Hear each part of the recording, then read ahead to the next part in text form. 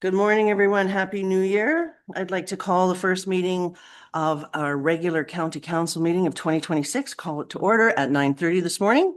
And I would like to start with our land acknowledgement. We acknowledge Athabasca County is located on First Nations Treaty 6 and Treaty 8 traditional territory. We respect and honor all First Nations, Métis, and Inuit peoples' connection to these lands, their history, language, and culture. We are at the approval of the agenda portion, and we have administration would like to make a few additions to the agenda. So if you're ready, under item 10.1 will be the IMC chair appointments. And under item 13, closed session items, 13.4, Section 26 ATI Act, the intergovernmental spring RMA meetings. And are there any other additions or deletions that council would like to make? Okay, we will go around the room for the council table for councilors to select which items they would like to debate. So far, what I know of, and if you have your highlighters ready, 2.1, 3.2, 4.1, all of 6, so 6.1, 6.2, 6.3, all of 7, 7.1 through 7.9, 9.1A, 9.2, 10.1, and all of 13, 13.1 through 13.4. Are there any other? Can you just go over the first? Absolutely. 2.1, 3.2, 4.1, all of 6, so 6.1 through 6.3. You're good? Okay. Anybody else? Go ahead, please, Deputy Reid Mintz. I'll make the motion to adopt the agenda Okay, as discussed. as discussed. Alrighty. Is there any other discussion? If we're ready for the vote, all those in favor? Any opposed? 9-0, thank you. With regards to 3.2, I just wanted to mention, it's just a minor typo, but it does make a bit of a difference in the motion. So on page 14 of your package, CC Resolution 25-660, the first bullet point from that motion for the usage fee in Carleton, Grassland, Wandering River Hamlets and rural subdivisions, instead of $600 per cubic meter, it'd be $6 per cubic meter. Go ahead, please. I'd like to propose an amendment as well. I guess the procedural bylaw at section 5.5 clearly states that there's no business other than that that's on the notice of the meeting that should be transacted at the special meeting except through unanimous consent. And so as I look at that motion, for me, the plain and simple fact is water rates were not on the agenda and only potentially a few individuals knew that was being presented for decision while the rest of council was unprepared for that discussion. And certainly there was no advice from administration on where we went with that. So I think it's also complicated because if it wasn't on the agenda, then it's not legitimate to discuss. We then are asking the administration to follow the direction of council in a motion that is in conflict with the bylaw of the municipality, when it could have been really simple to just add that as a regular item in advance of the meeting. So I'd like to move that resolution 25-660 be struck from the minutes, given the subject was procedurally improper and violates the procedural bylaw 17.223 at section 5.5. And because the motion was pertaining to business that was not stated on the notice of the special meeting. And because for me, this relates to our ability to abide by our own bylaws, I'd like it also to be recorded. Okay, recorded vote. I'm struggling, I guess, with your motion and the reason behind it. As far as I understood, we were discussing budget. Water is part of budget. No, we weren't discussing budget. That came up as part of a different item, and there was no portion of that was on the agenda in advance. Well, without having to go through reviewing. I don't know if administration would like to weigh in, if that's accurate of what you're saying. I don't believe it is. I believe that we had an agenda before us and we discussed the agenda that we had. So I don't know if administration would like to weigh in. Madam Chair, yeah, we'd need some time to review this. We'd have to review that in the context of the procedural bylaw. So this is new information. I Right, haven't had a chance to review this. right. And it's new information for the rest of council as well. So Councillor Dolan? Yeah, I probably kind of agree with Brian. I really didn't have enough time to deal with it. I would have, I kind of thought it was kind of quick and whatever, even though I was in favor of the motion. But I would have liked to discuss it a little bit. Okay, so I wonder, being that we're not sure if this is a procedural breach, that we need to table this motion until we have that information coming forward from. But I'll make that administration. motion. Okay, thank you. So on a tabling motion, there's no further discussion. All those in favor? And opposed? 2, 7 and 2. Thank you.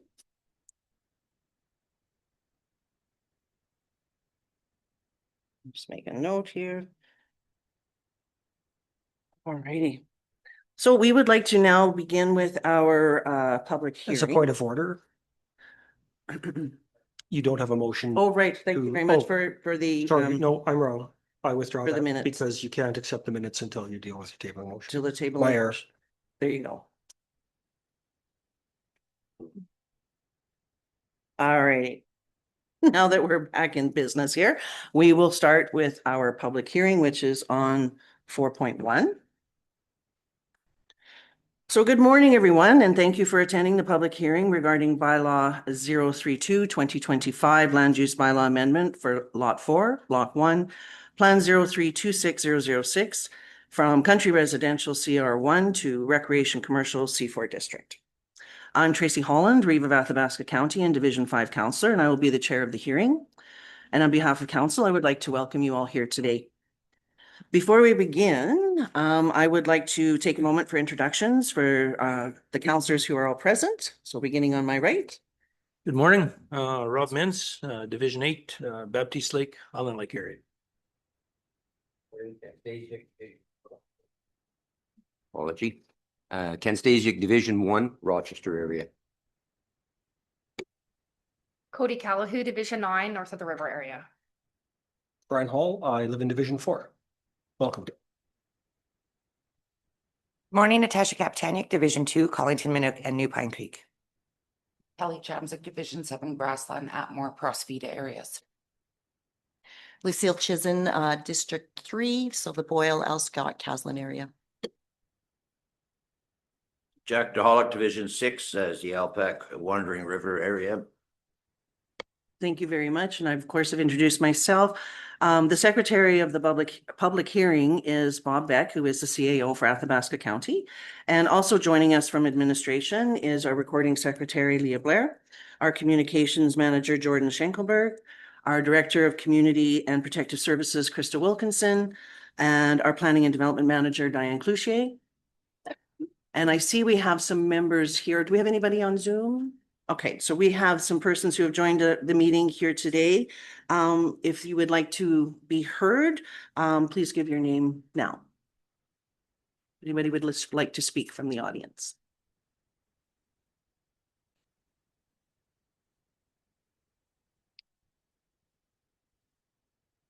Okay, awesome, thank you.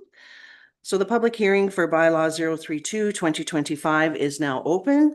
I will now turn the floor over to Secretary Bob Beck to announce the purpose of the hearing. Thank you, Madam Chair. The purpose of this public hearing is for Athabasca County Council to hear testimony from interested parties.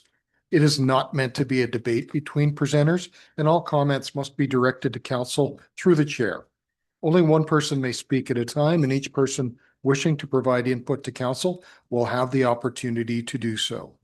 The ground rules of the hearing and the order of speaking will be: Planning and Development Manager Diane Cloutier will speak first to outline the background and provide an explanation of the bylaw. Members of the public who are wishing to be heard will be given the opportunity to speak.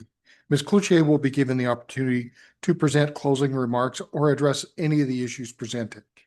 Councillors will be given the opportunity to ask questions. Council will then end the public hearing and will later consider the information received at the public hearing. Council will only consider matters raised at the hearing. Only councillors may ask questions of speakers during the hearing.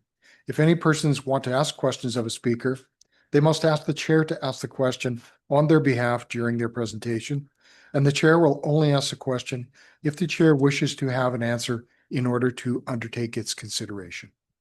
Thank you, CAO. Before hearing from the public, if we are going to actually have a change in mind, I would ask Ms. Cloutier to provide background and explanation of the proposed bylaw. Thank you, Madam Chair, members of council. So council granted first reading on November 27th, 2025 to bylaw 032-2025. This is a bylaw to amend the land use bylaw to rezone lot 4, block 1, plan 0326006 from the country residential district to the recreation commercial district. The purpose of the recreation district is to provide for specific areas where tourism and recreation uses may take place within the county. The parcel is located adjacent to the west boundary of the village of Boyle and is approximately 76 acres in size. Access to lot 4 is from Range Road 192. Letters providing information on today's public hearing were mailed to adjacent landowners on December 18th, and a total of 8 letters were mailed. In addition, email notifications were circulated to internal departments, utility companies, and agencies that may be affected by the proposed rezoning. Pembina Pipeline Corporation had no comments on the proposed redistricting. Apex Utilities Incorporated had no objections to the proposed bylaw amendment. Alberta Forestry and Parks had no concerns with the bylaw amendment. TELUS had no concerns with the proposed activities, and the Village of Boyle had no objections or concerns with the development as proposed. The notice of today's public hearing was advertised in the December 23rd and December 30th editions of the Town and Country, This Week, Athabasca Advocate newspaper, and placed on the county's website starting the week of December 23rd. A public hearing is required under Section 216 and Section 692 of the Municipal Government Act, and it provides an opportunity for council to hear comments on the proposed on the proposed land use bylaw amendments made by persons, group, or anyone representing them who claims to be affected by the proposed bylaw. Thank you. Does council have any questions or points of clarification they wish to ask Ms. Cloutier? Okay, Councillor Stacey, please. Thank you. Just for clarification, you had mentioned that it's on the west boundary of Boyle, and my sheet shows it's on the east boundary. My apologies. You're right, Madam Chair, members of council. It is on the east boundary of the Village of Boyle. Okay, thank you for that clarification. Does Councillor Kapitaniuk? Oh, your microphone's on. Anyone else have any questions of Ms. Cloutier? All right, Ms. Cloutier, are there any written materials that have been submitted? Madam Chair, the 5 received submissions were read. They were submitted to our recording secretary. Okay. Oh, from like Pembina Pipeline Corporation and the utility companies in the Village of Boyle. Those were the only ones we received. Okay, awesome. Thank you. Before I call upon if there are, give one more opportunity for anyone wishing to speak from the public. Okay. Does council have any questions or points of clarification? Ms. Cloutier, would you like to make any closing comments? I have nothing. Thank you. Okay, thank you so much. At this time, once again, does council have any additional questions of staff? Last chance. Okay. Does anyone feel they have not been fairly heard?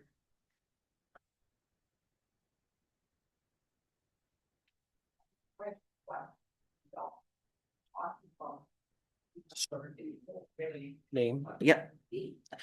Before you speak, we would need your name for the record, and you would need to come forward to speak at the microphone here so that everyone is able to hear you.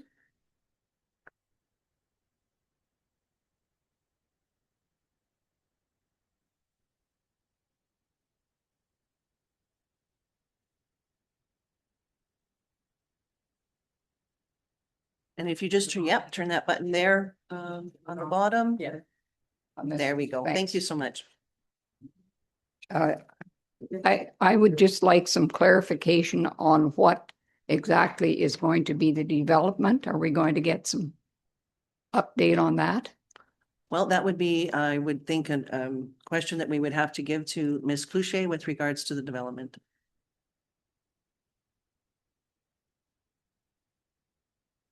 And I'm sorry, I didn't catch your name. Mary Ann Walker. Thank you, Marianne. You, Madam Chair, members of council, at this time, we did not receive a development permit application because the lands had to be rezoned before any application could be submitted. The applicant did provide agri-tourism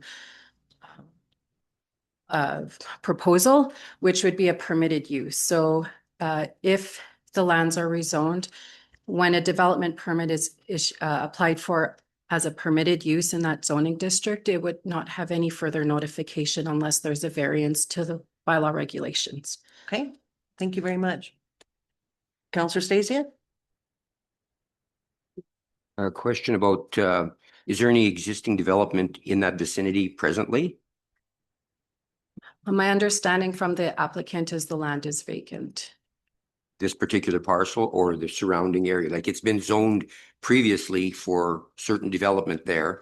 And my further question would be, how is this going to, if we don't have much of an idea as to what's going to be developed there, how is that going to coincide with other development that it was reserved for? Example, something like residential, we'll say. I did read up a bit on it, and it's one of the permitted uses was residential in that vicinity. Now, if this development turns out to be something that does not coincide or isn't suited, we'll say, is that going to be an issue at some point? So Madam Chair, members of council, once the lands are rezoned, all the items that are indicated in that C4 zoning district for recreation commercial would be, could be applied for. So at this time, I don't have the current activities. I was just advised that it was vacant. So if it's rezoned, then the parcel itself, we deal with what matters are on the parcel and not so much what is adjacent, but the rezoning does align with our statutory documents for future use. So I would have been curious also that perhaps if there was some indication of what development would be there, could it not be better suited to be a discretionary issue that we could look at it one-on-one as opposed to changing it to something in a permitted use area? And then all of a sudden we can't go back and say, well, yeah, it fits, it's permitted, so too bad. So I'm a bit concerned that possibly if we can work towards maybe instead of, and it's just a suggestion, more towards something that if we at least had an idea of what would be going on there, make it a discretionary use. Madam Chair, members of council, from what my conversations were with the applicant, it was an agri-tourism business, which is a permitted use in the C4 district, which is why we applied for the rezoning for that district to change the parcel lot 4 to. So until there's an actual development permit application, we can't speak to what will be there because we're not sure. And until the rezoning takes place, no one can apply for any type of application unless it's for what the current zoning is. Okay, thank you. We have another member from the public. If you would like to come forward, state your name, please.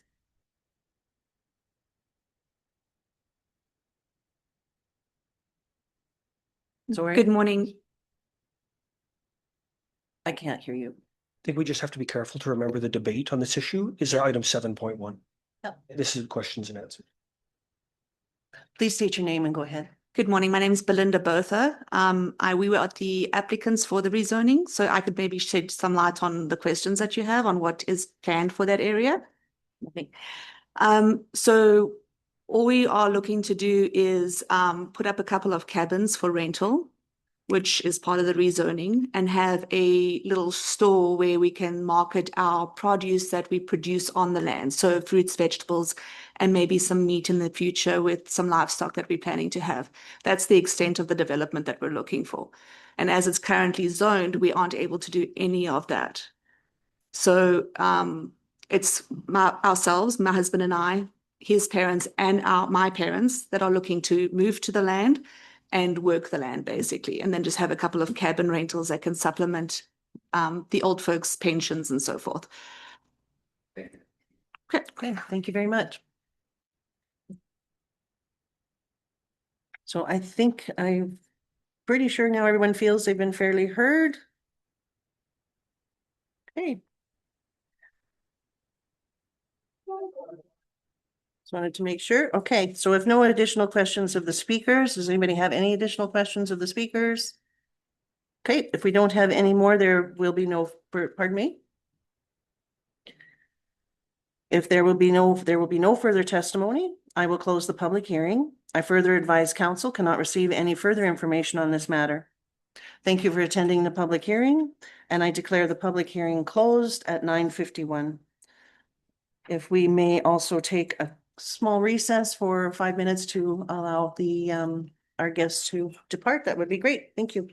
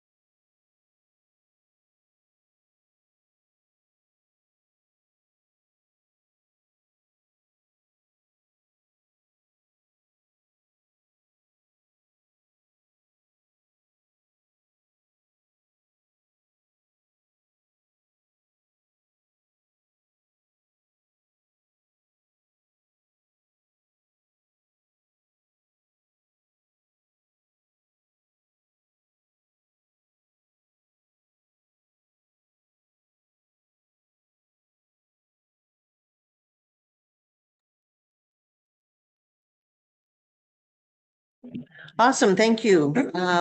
We are now returning to our meeting. We are at item 6.1 of our agenda, which is page 17 of your package. The subject here is policy 2915 for financial reserves. Is there administration, would you like to discuss the report? Certainly, and good morning, members of council, and Happy New Year to you. So this final financial reserves policy came before you on October 14th, 2025. And for the sake of the new councillors who haven't seen this yet, having a reserves policy is really a good practice. It's not mandatory, and many municipalities across the province do have a policy. So what we did to start up this policy, because it's new to Athabasca County, is we researched a number of policies throughout the province and took some best practices out of that and created a policy just for us. Now, in the policy itself, you'll see that there's an optimal balance of what we think should be the balance that we should be saving up for certain items, and there's a starting balance. So we took what we currently have in reserves and we spread them out through the different types of categories, and both for capital and for operating. It's up to council's discretion on how you want to change those values. And this policy will come before council at least once before your term. So we're here to answer any questions. On October 14th, when it was first presented, we did make some amendments as per council's direction, and we did answer some questions, and we're here before you to answer any other questions you may have before you adopt it.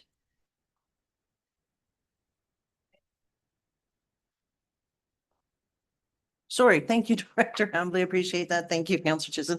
Does anyone around the table here, any councillor, have any questions with regards to the policy? Go ahead, please, Councillor Hall.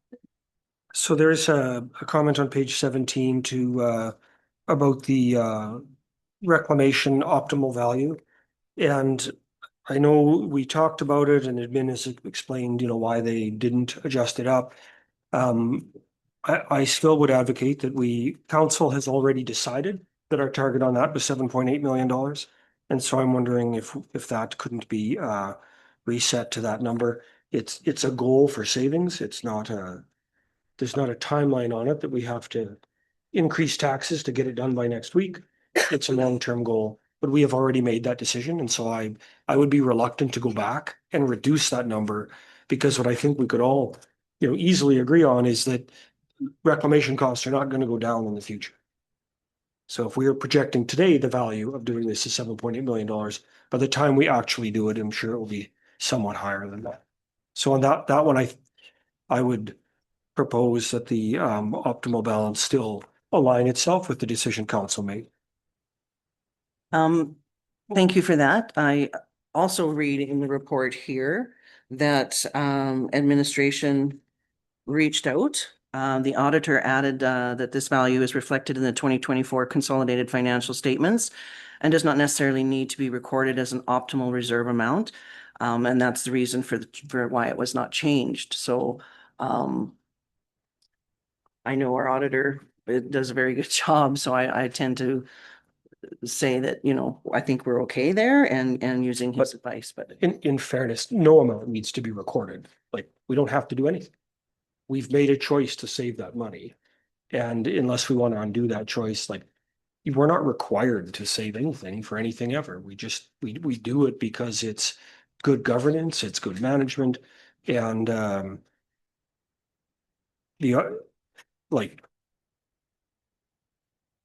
point is we've made a decision to do it already. And we can all read that the auditor has said that it's not required. They didn't say, as far as I saw, they didn't actually tell us a number that they would rather see. That's, at the risk of repeating, that's the main comment I had on this. I'm just looking up to what page that is actually on. Let me go there. There's bridges. Sorry, did you find it before I did? Page 24.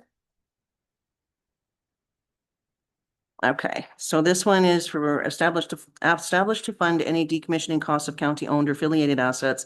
This can include land requiring remediation due to contamination from gravel pits, landfill activity, or any other type of remediation work needed.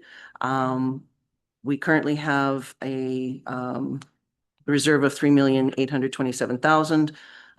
It was in the policy here to cap at 5 million, but you would like to see it at 7.8 million, correct?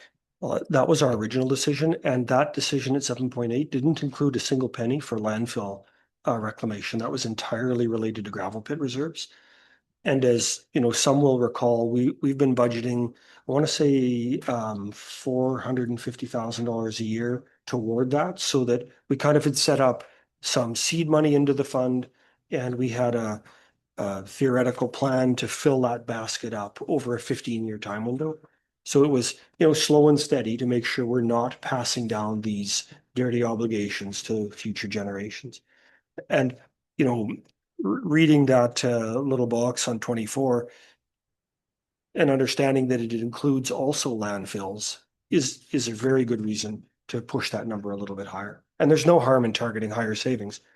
You know, we will all remember the newspaper articles 4 years ago about the $4 million that needed to be budgeted for a landfill reclamation that was subsequently resolved through different means. But this stuff can come up at huge expenses, and I would propose to my colleagues that the 7.8 related to gravel pits only, and to cut it back further and add more obligations undershoots the target by some unknown but large amount. Okay, so are you then okay with the requiring balance? The administration is forecasting a required balance in the report of 56,235,000 to add another 2.8 million to that. So we would be, you know, at pretty much 59,000 or 59 million. Yeah, I mean, this is a long-term savings plan where nothing in the policy says we have to sock this in the bank today. This is saying this is a long-term savings plan. And when you, I know this is hard for lots of, you know, to get our heads around because of the scale of the numbers, but $60 million in the bank relative to the value of the assets we own is like saying I have $300 in the bank and a $30,000 shingling job coming up in 10 years. Like, the scale of our assets and the responsibilities that we've got coming are so huge that I would say it would be nearly impossible for us to oversave. And this is about having some good money in advance. So, you know, whether it's 59 million or 60 million, I mean, these are aspirational targets that we're working toward. It's not a policy that says we have to fill it in 14 months. Right. So if it takes us 15 years to get to that goal, that's okay, because it'll continue to evolve over time. We'll look at it in 12 months and we'll say, oh, wow, 59 million maybe is not quite enough with inflation. We need to be 59,500,000 or whatever. So they're aspirational goals to focus us on the scale of the need. And it serves us well to not underestimate that, because that, I think, is the situation we inherited, and we should aspire to leave things a little bit better off when we walk away. Okay. I guess that leads me to a couple of questions that I had with regards to the policy itself. And it's with regards to the reallocation. Okay, so I'll just start 4.2 on page 20. All financial reserve transfers, reallocation of funds, and new financial reservices must be approved by council in the form of. And then it mentions the three different points, A, B, and C. There is only one or after the letter B statement. So I'm wondering, and I just want to, it's just for clarity purposes in my mind and making the policy very clear. I'm assuming we don't have to meet all three items. And so I'm wondering if I'm correct, we don't have to meet every single criteria A, B, and C, that we would only have to, you know, choose one of those. Okay. So I'm wondering if council might also have the appetite just to make a few changes here on 4.2, 5.3, 5.4, 6.2 and 6.3, because they have the different points of how these items would be, you know, transferred or reallocated, etc. To have after their first statements, like 4.2 is an example, all financial reserve transfers, reallocation of funds, and new financial reservices must be approved by council in the form of one or more of the following. And then that way it makes it a little more clear that we don't have to meet all three criteria items. You could just add the word or to the end of the other lines. We could add the end to each one, or This or that, or that, or that. it's either or. It would suffice to mean the same thing, adding or to each bullet point, or one or more of the following right in the initial sentence. So I guess it's up to council if there's an appetite for that or not. And what the preference would be for to either add the or the words. Go ahead, please, Councillor Chamzik. It's really a lot indifferent to me, but one or more of the following is very crystal clear. Okay. Does anyone else like to weigh in here? Councillor Stasia? Yeah, thank you. I had some other questions that I'd like to ask as well, but this $5 million, I think by proposing a 7.8 or whatever it was, does that not kind of lean us more towards an obligation? And if we do happen to need money, does that not kind of prevent us? Well, I shouldn't say it does, because we can move it one way or the other as we need. But I think through diligence, the council of the day, when they see that, you know, they're going to need more money for reclamation, wouldn't they just automatically add more money to the reserve, as opposed to establishing it as a number, and then we have to say, well, we kind of want 7.8, and here we need some money. What are we going to do? Does that make sense? That we we should be leaving ourselves a little bit open and trust that when the time comes that we need more money for reclamation, we will be putting money if we have. Because I don't want to see us prevent ourselves from doing projects because we're focused more on putting more money into reserves. I don't really know how long did it take to get to 23 million. So in my mind, I'm trying to figure out how long it would take based on that progression. How long would it take to get us to 53 million? So is this going to be, are we anticipating that it could be 5 years, 10 years, 20 years? I don't know. Doesn't matter. But I just want to try and figure out how long it would take to reach that goal. Because if it's taking too long, we may, or the council of the day may say, well, we'll just stop doing our projects and we'll keep throwing money because we're not picking up this reserve as fast as we should. Okay, thank you. Please. Yeah, but I understand, while we're building up the reserve, we're also going to be spending out of there as well. Right. You know, there's projects that are going to be going on, so that, say, if our goal is 53 million, is it really 53 million or whatever, if we're spending on the way, No, it could be back and forth for sure. Right, yeah, that's what it'll have to be, is back and forth, Well, and as I also understand, as we take out of reserves, we do replace, right? And so I'm also kind of hesitant. I mean, the auditor has weighed in on this. It is quite a hefty goal to reach 56 million and change. It's something I would need to think about, because as I'm looking through, and I'll just go forward here a little bit as well.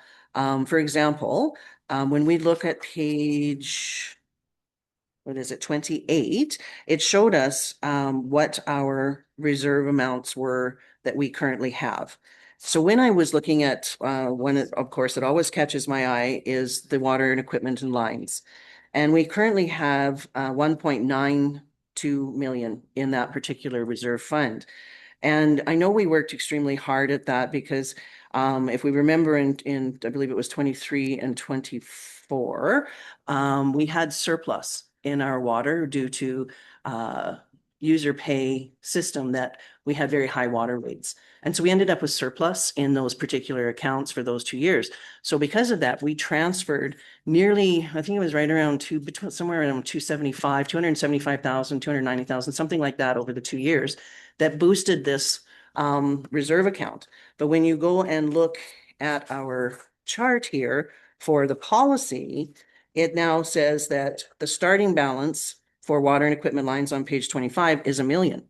So that I just want to confirm that extra 922,000 has been just kind of absorbed and shuffled around to other categories, if that makes sense. I just wanted to know, is there a way of knowing what categories got boosted without having to go through each and every one, if administration knows kind of where that 922,000 was spread amongst other accounts according to the policy. Madam Chair, we've been working on this for months, and I have to admit, I don't remember where we moved things around. But again, I just want to remind council, it's up to your discretion what you want to see these values to be. So we can move numbers around as you direct us to do so. And this is basically a live document. Council will be continually reviewing this, and we do plan to bring this to council on a quarterly basis to keep you updated on the reserve balances. Okay, awesome. Okay, so, and I guess if you feel, the administration feels a minimum, $1 million is fine for the water equipment and lines. I know we've had that discussion as well, that, you know, there's going to be some need for replacement as aging infrastructure and that kind of thing. So I'm a little bit concerned that we, you know, kind of worked hard to have that 1.9 and we're down $1 million, but that, like, as you say, we can adjust and move around as council sees is comfortable with that. So the other question I had is with regards to page 23 and page, where was it? It's with regards to the general infrastructure operating. It mentions floods, but then we also have an emergency reserve for fire. And I'm kind of wondering if the two should be maybe combined. The emergency fund is, it says to designate funds related to wildfires and other emergencies. And for me, flood seems to be more of an emergency. So I was kind of wondering, you know, which area we would really be taking that from, and maybe if there should be some combination, combining of them. I'm not sure. So is the emergency fund is on page 24 and the general infrastructure operating is on page 23. It just was the wording for me, being floods being an emergency. But that's just, maybe that's being a little. But yeah, just was curious about that. Do we have other floods other than emergency floods? No, I think when we were looking at this, Madam Chair, members of council, we were probably talking about specific areas where we were dealing with floods of roads, floods of culverts and things Okay. like that, and dealing with those infrastructure type of things rather than a big general flood where it's now all of a sudden an emergency for the Awesome. community. Okay, that makes sense for me. Thank you very much for that clarity. Yep, that's awesome. And then there's a couple of items I'm wondering if we can't consider adding to our, because this is where when we want to boost one area to 7.8 million, I'm almost wondering if we added 2 more categories that extra. Can I clarify? We're not asking to boost it. Like the proposal is to reduce it from 7.8, and there's semantically, there's a difference. We've decided on 7.8. We're proposing to come down to 5. But you would like to, according to this policy, boost it back up to 7.8. I'd like to keep it in 7. Okay. Not boost it, keep it. Okay, well, we'll go with that. There's 2 items that we always talk about, and that's hard surfacing program and the registered ditching program. And I don't see any reserve category for those particular items for planning for the future. So I don't know if that's something that administration has said, you know what, we don't need to do that, or if that's something that might be a good idea in around the council table that we do start considering planning for and having a reserve fund for.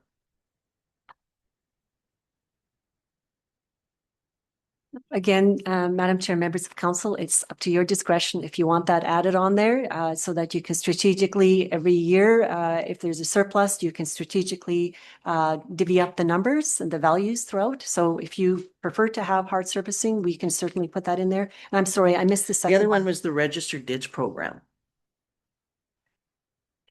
I know we have issues with not having enough funds for ditching for sure. And it's an issue that we have. And I guess as we're forward thinking and thinking of our future and our infrastructure and all of those things, those are just 2 other categories that, you know, thought might be an idea that council might have an appetite to add.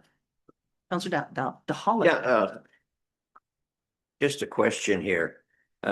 Paving programs, where would that come? Reserved for, have we got a reserve for future paving program? That's where the hard surfacing That program, would be the hard. surface. yeah, that I think paving should be added. Yeah. Okay. So that'd be a category. Please go ahead, Councilor Hall.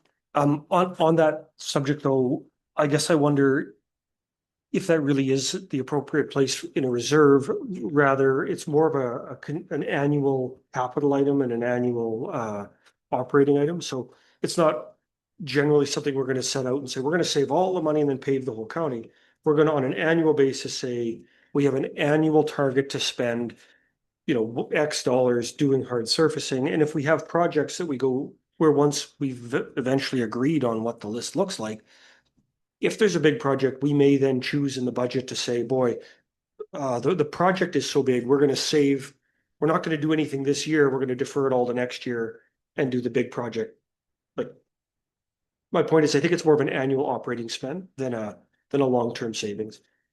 This stuff to me is about long-term planning, and hard surfacing is something we do out of, or we should be doing, out of our annual spend and our annual capital budget. And so if we're trying to pave hard surface a mile a year, then we just do a mile a year, and we don't need to save first for it. We just, instead of putting the money away, just do the job. Well, you know, and I totally agree if that has been the practice, but it's certainly not been the practice. And so without identifying the requirement or the need or the want or the wish, it doesn't seem to happen because everything else prioritized comes in the way. Because we haven't agreed on it. Please go ahead, Councillor I Chamsley. think it's one of those things, if this policy is gonna be coming back enough that, you know what, it doesn't hurt to have it on there and, you know, at least have that progression and the goal to move forward. Okay, thank you. Please go ahead, CAO. Yeah, Madam Chair, there's no objection to adding those. That's just fine.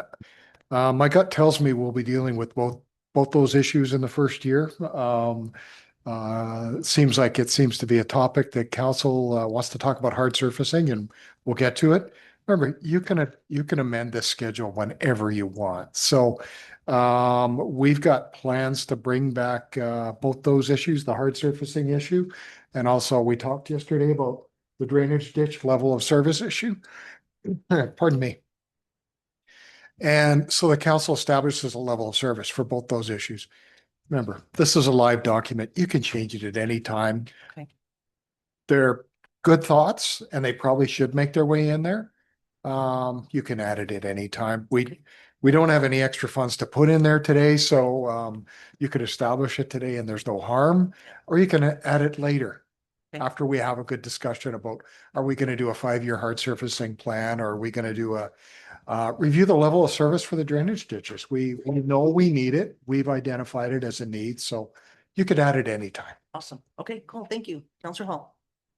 And I think I want to, you know, suggest to everybody that this policy is really just step one. And so step one is kind of figuring out the amounts. And we're doing that. And then, you know, step two becomes going back and validating the amounts. Because some of the stuff, we've got numbers, but now we need to go back and pick an individual line and, you know, picking one at random. Maybe you'd say facilities and buildings. How do we know it's 5 million? Maybe we need to refine that number and get more specific. And so I think it's a multi-step process. It will take time. We've got some good targets to start with. Now we work on making sure that it's 5 million for the facilities and building and not 5.5 or whatever, to use that arbitrarily. And then the next step after that is working with admin to connect it back to budget and deciding at what rate do we want to fill these various buckets. Because there's some of them we may say, we have a 20-year plan to fill this. Some of them may be just ad hoc only from services, and none of that's really defined yet. And I think it's a work in progress, and we need to keep, you know, we choose how to budget. So on the reserves one, we've made a decision to budget that over 15 years at 450,000 a year. We may then in the future choose to do the fire services one at $1 million a year instead of at, I think, are we at 750 this year? We have the opportunity to keep refining how we fill the buckets and tie it back to budget, but it's going to take time. And to me, this is the foundational block, not the capstone. Okay. Thank you. All right, folks, so we for sure know that there has been a request to make a change to page 24 from the reclamation portion from 5 million to 7.8 million. Okay, so if we can start there. I would actually propose it as a motion to reduce the amount from 7.8 to $5 million, because we've already made the decision at 7.8. So the motion would be to propose to reduce the amount from 7.8 to $5 million.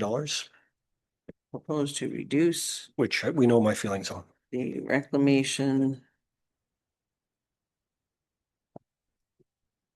optimal balance from 7.8 to 5 million. Okay. And I believe, I think everybody was satisfied with the one or more of the following for adding to 4.2, 5.3, 5.4, 6.2, and 6.3.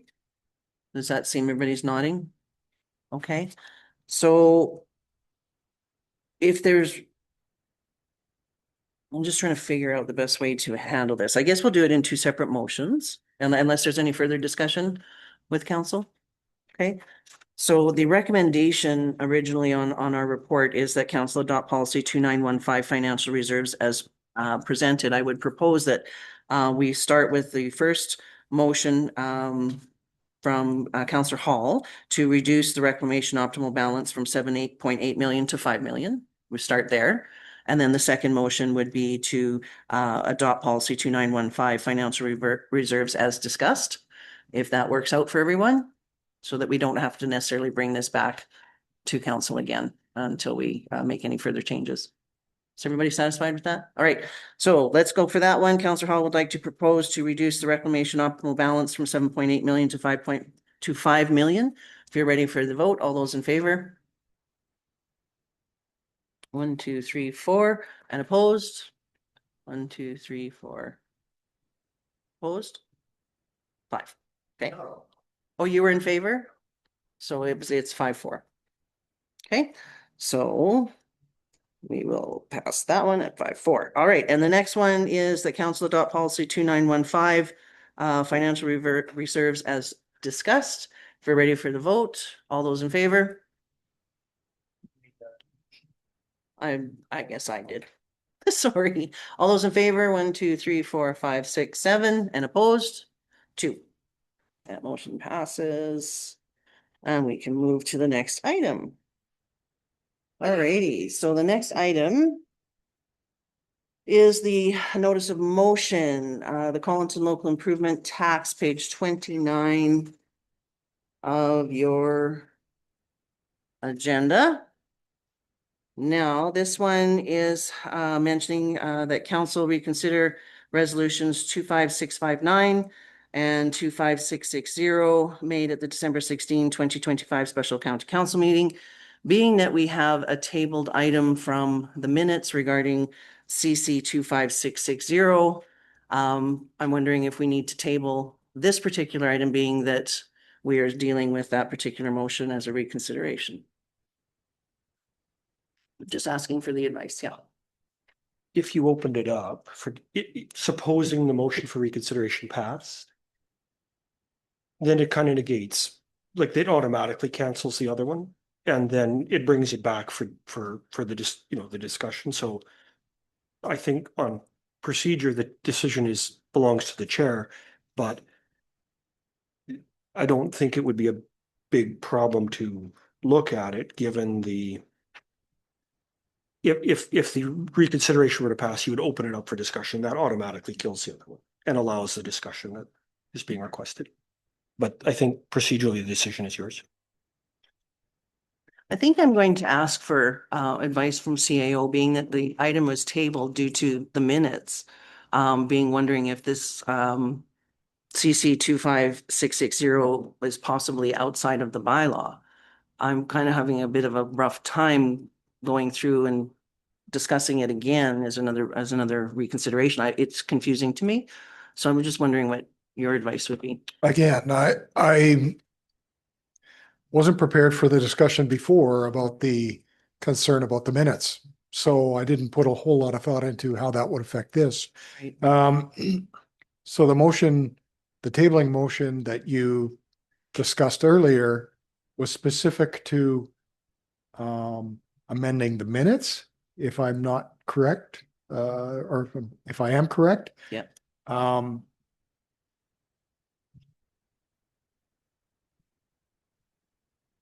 The minutes are not this motion. Okay. Then we will. Is my interpretation. Okay. This is a separate matter. Now that one could turn out that you must amend those minutes, but I'm not entirely clear how we're going to unpack that one. Right. Okay. Thank you very much. All right. So I guess we will go forward then for this particular item that council reconsider resolutions 25659 and 25660. I'm assuming that you would like to split and do the reconsideration for one motion at a time. Does that make sense? All right. So in this situation, we will look at the reconsideration. We will vote to whether or not we would like to reconsider CC 25659. So if you vote, of course, in the affirmative, you're voting to reconsider. If you're opposed, you're voting not to reconsider. And it would like a recorded vote. All right. So on the first item, to reconsider CC 25659 under a recorded vote, all those in favor? We have Councillor Hall, Councillor Calahoo, Councillor Stasiak, and Councillor Kaptanic, and all those opposed. Councillor Dowlick, Councillor Chisholm, Councillor Chamzik, Reeve Holland, Deputy Reeve Mins. I believe that's everybody, so that fails. Madam Chair, just to clarify who made that motion. I guess that would be Councillor Kaptanic. Thank you. Okay, thank you. Sorry. And on the so we will not be reconsidering 25659. For resolution to reconsider CC 25660. For clarity, is this recorded vote as well? Okay, recorded vote on this one as well. And once again, so if you vote, we can't have any discussion on a reconsider motion until the motion has been reconsidered. Okay. So once again, those in favor of reconsidering 25660, all those in favor? We have Councillor Chisholm, Councillor Kapitanic, Councillor Hall, Councillor Calahoo, Councillor Stasiak, and those opposed? Were you in favor? You were in favor. Councillor Dowlick was in favor. Opposed, Councillor Chamzik, Deputy Reeve Mins, and Reeve Holland. So that item will be reconsidered. And that will be reconsidered at our next meeting. Okay, all right. So that's 6.2 complete. 6.3. We are now moving on to, hang on, which item I'm at here. This one. All right. This is back to our wonderful 2026 operating and capital budgets. Absolutely. If we could please take a 10-minute break and return at 10:40.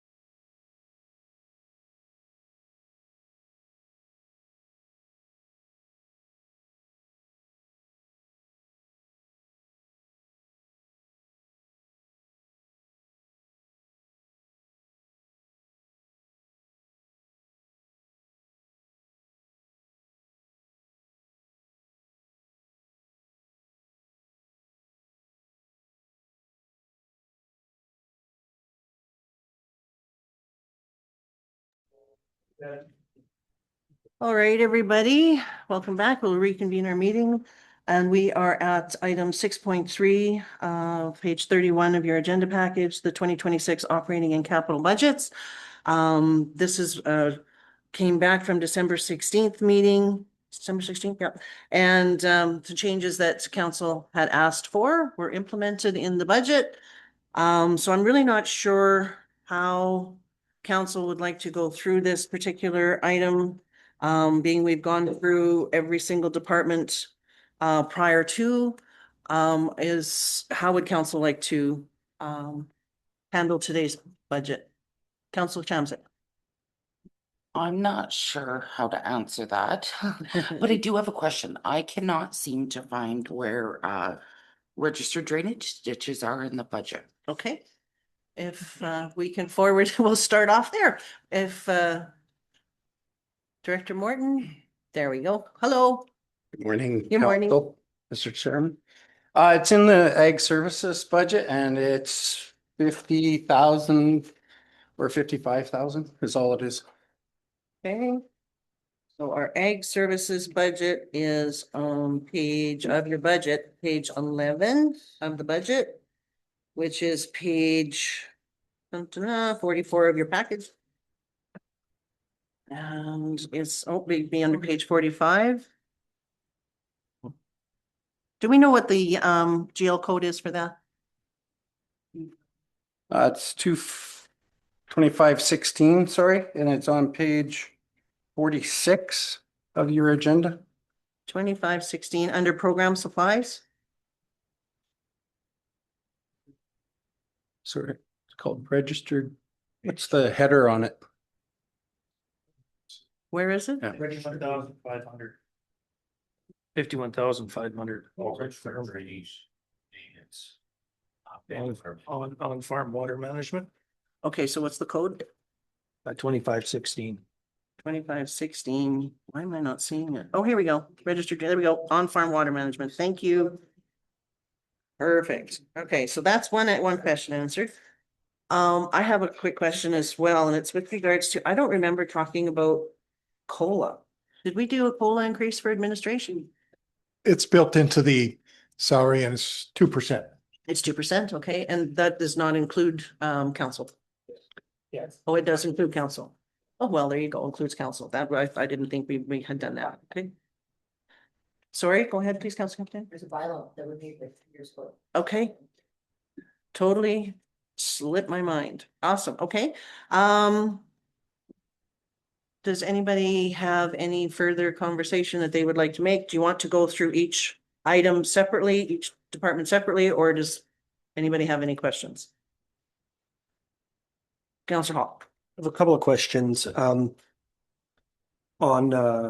so I guess maybe first, because we're still probably all on page 46 on the registered drainage ditch. You know, this has been an issue that's coming up more and more, and I know, you know, we're working hard to tighten our belt and well, sorry, I'm going to back that up. We're not working as hard as administration is working hard to tighten the belt and make the budget better. Is that enough? Because you know, we're hearing that issue is coming up more and more often.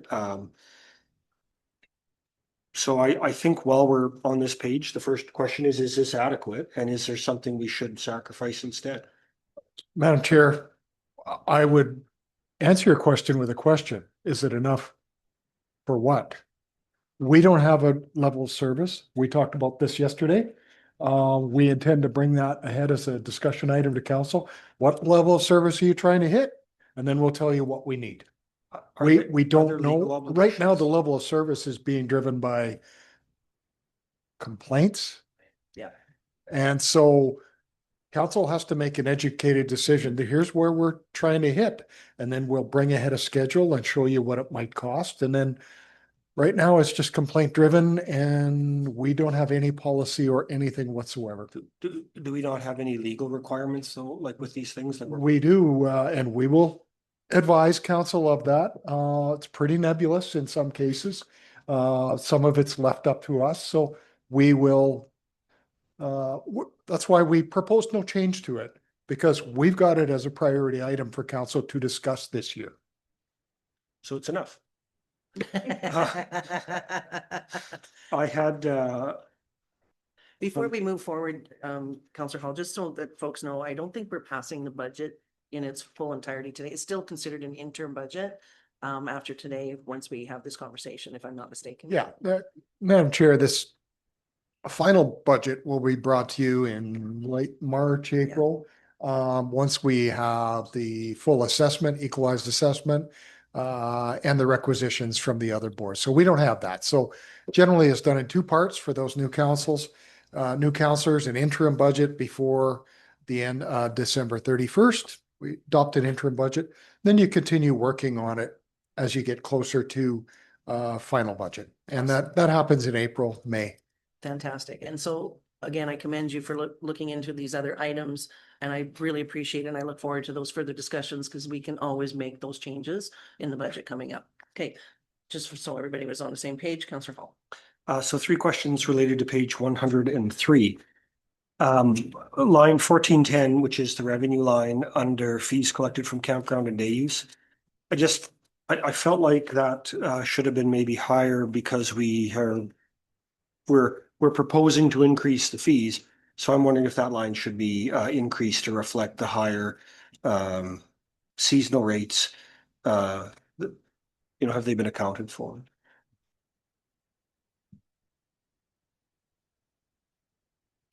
Can you give us the code you're talking about, please? Yeah, Madam Chair, 1410. it's 1410 on page 103. There'd be fees collected. Councillor Hall raises a good point. If council was okay using this as an interim budget, we would make that correction and bring it back for final. Okay, so that'd be a change we'll maybe see. I think we still, did we actually pass the bylaw? Once the fees are locked in. Then when you look down the page just a tiny bit, there's line 1420, sale of goods firewood. That shows as 10,000 in our budget.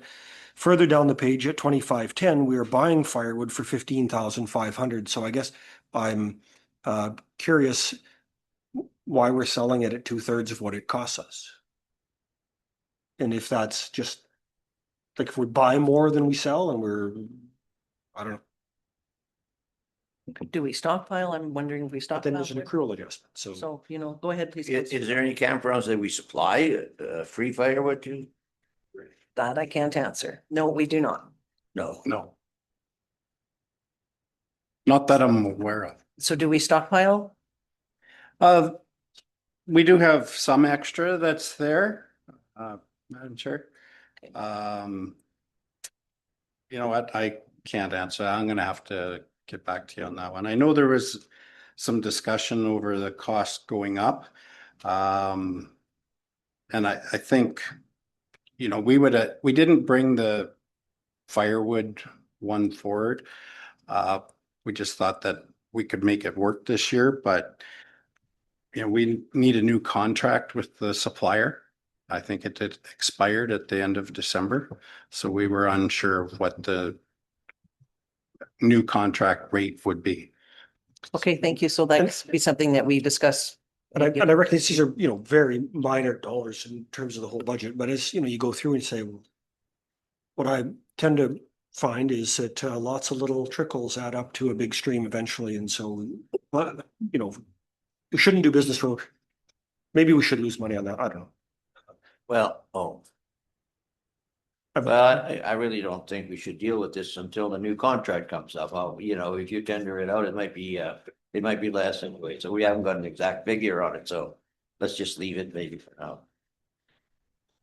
And in the past on page, so if you look at line 1476, last time we talked a little bit about the idea of giving county residents access to our campgrounds potentially for free. We obviously didn't make any decisions on that.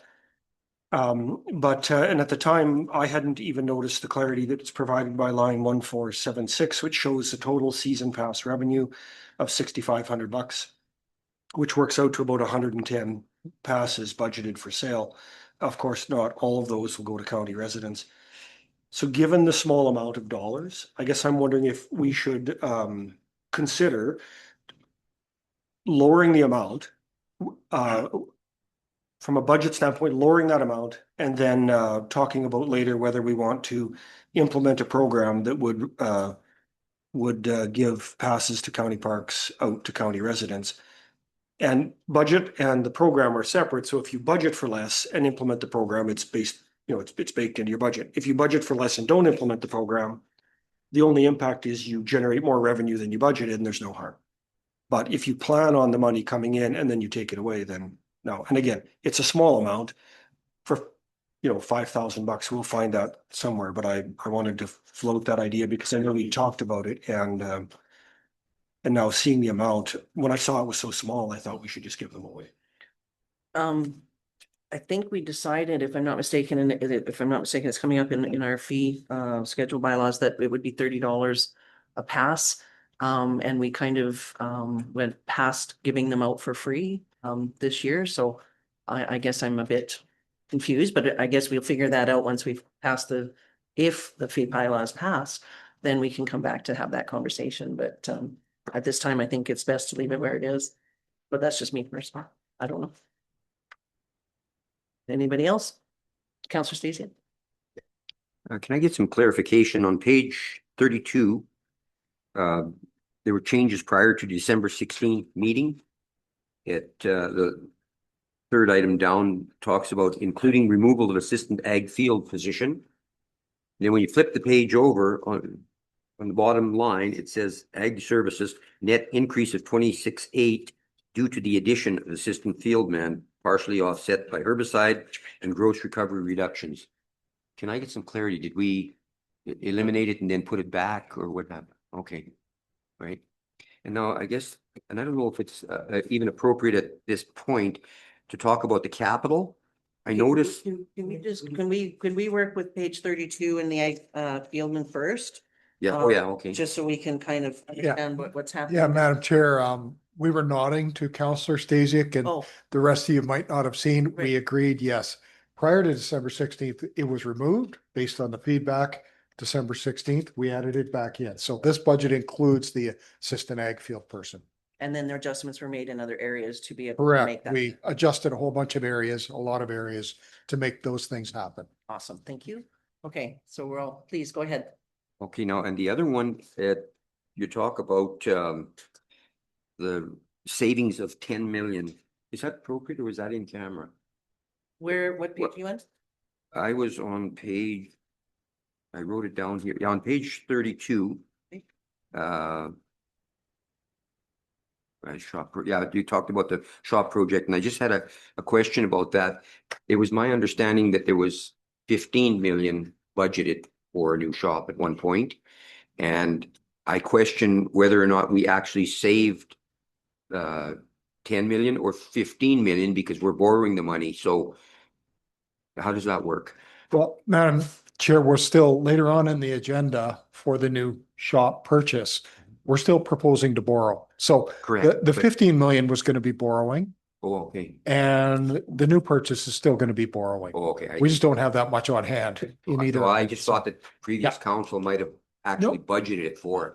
No, it was budgeted, shown in budgets, but we didn't have a dedicated savings for it, Madam Chair. There was no reserve for that? Not really. We're proposing, there's a little bit of reserve put in or established, but the vast majority of it we have to borrow for. Go ahead, please. I know while we're on the topic of that shop, has there been any consideration as to the term of the loan for the benefit of saving or anything like that? Madam Chair, that item is 7.6 on this agenda. Okay, oh yeah. So we'll discuss that then. So yeah, if you could save your question for then, that'd be great. Thank you. Awesome. Anybody, Councillor DeHollick? Well, just on the overall, but maybe it's not the proper time to say, but later on in the budget, in the year, is it possible to have a projection line? Say, projected costs for the remainder of the year? Do you know what I'm saying? Yeah, Madam Chair, I think what we're maybe what you're thinking about is variance reporting. Yeah, I mean, this is the budget. Right. It's not going to help you with that. I mean, this is the projection for the end of the year. We're projecting what we need to operate that program or build that bridge or do whatever. Variance reporting comes monthly, but sometimes it's in other places it's quarterly with a really good projection, how we're doing against budget. And this is how much looks like it'll be left.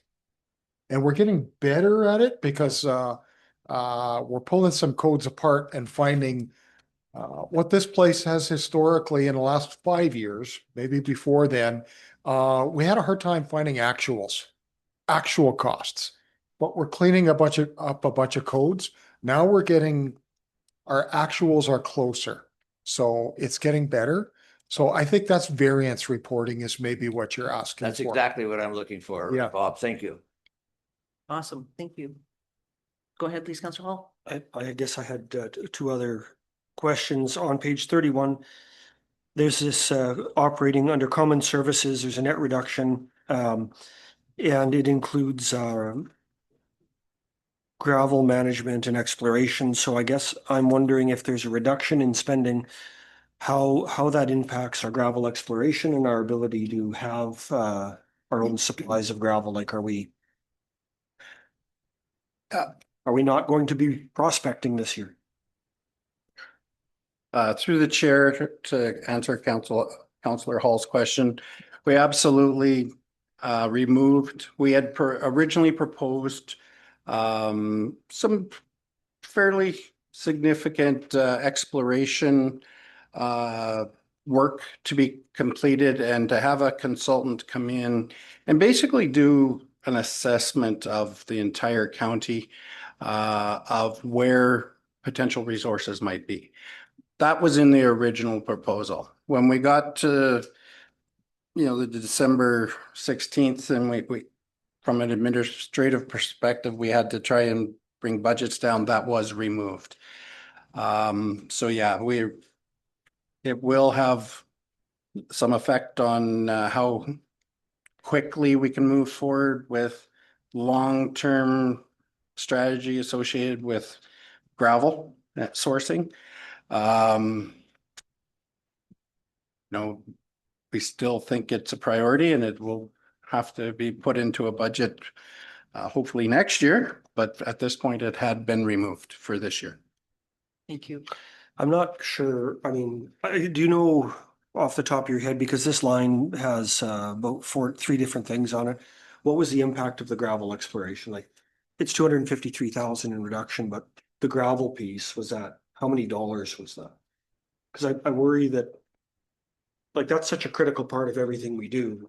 And it takes it seems to me that everything that happens like that when you hire a consultant, you measure the time in years and put up a stick to see if there's any progress. Like, I'm worried that it's too short-sighted to not find money to do exploration when we've already heard that our pits are, we don't have stockpiles of reserves.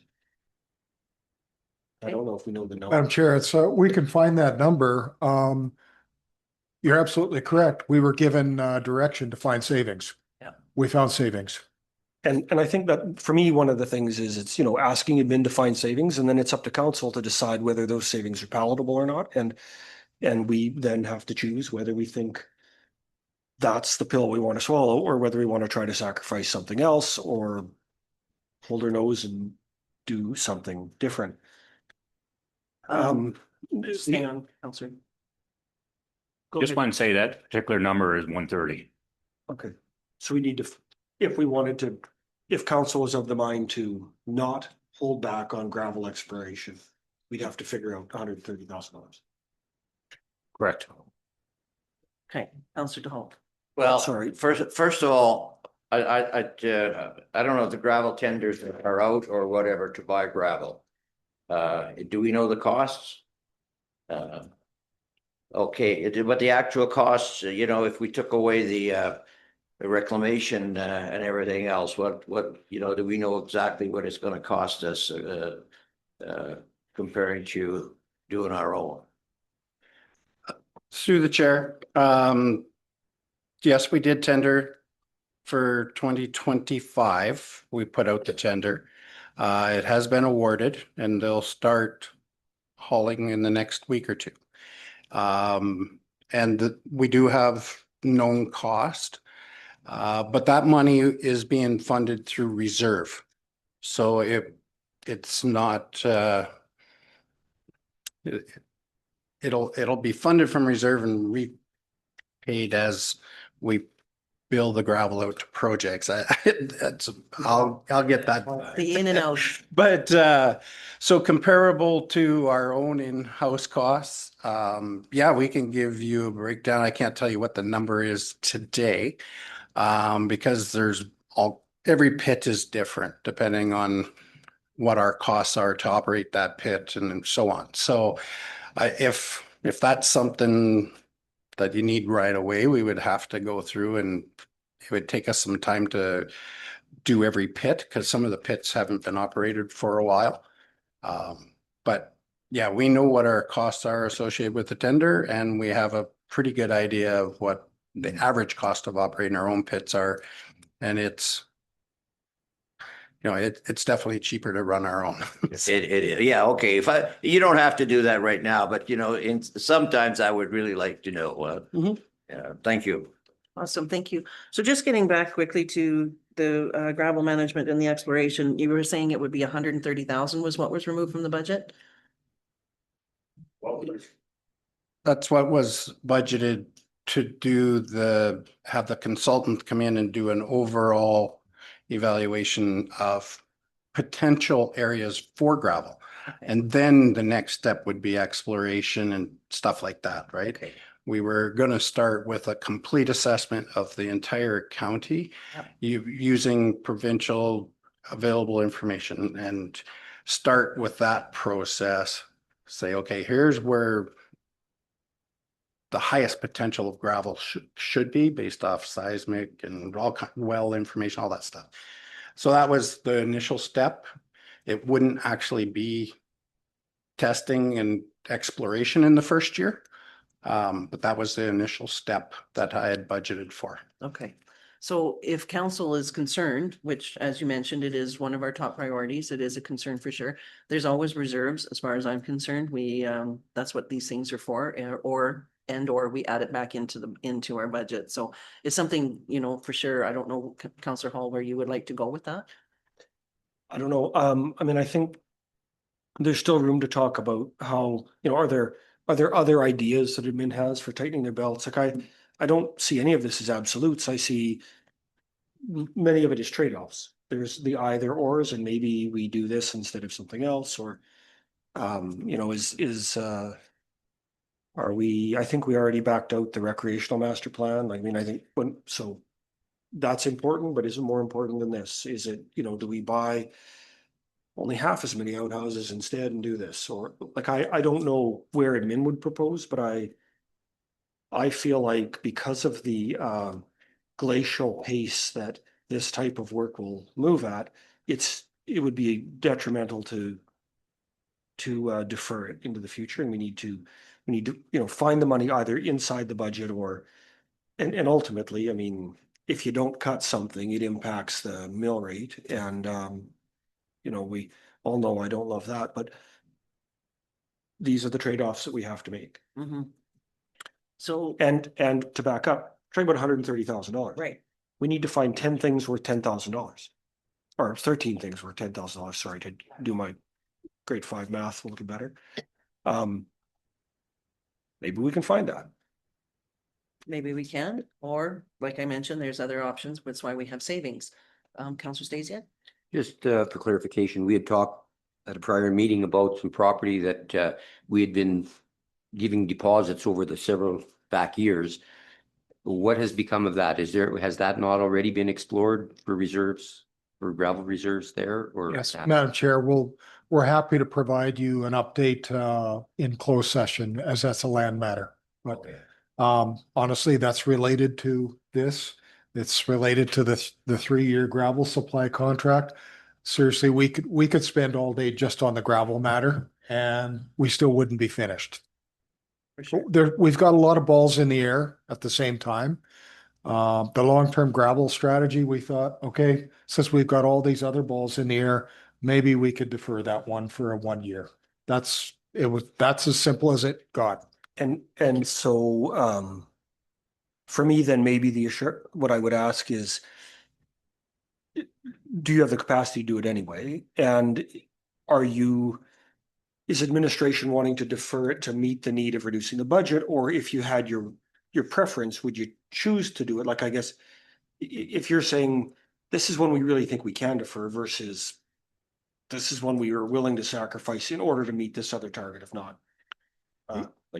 Madam Chair, with this council, you haven't even had your first strategic planning session on March 5th and 6th, just so you know that's been confirmed.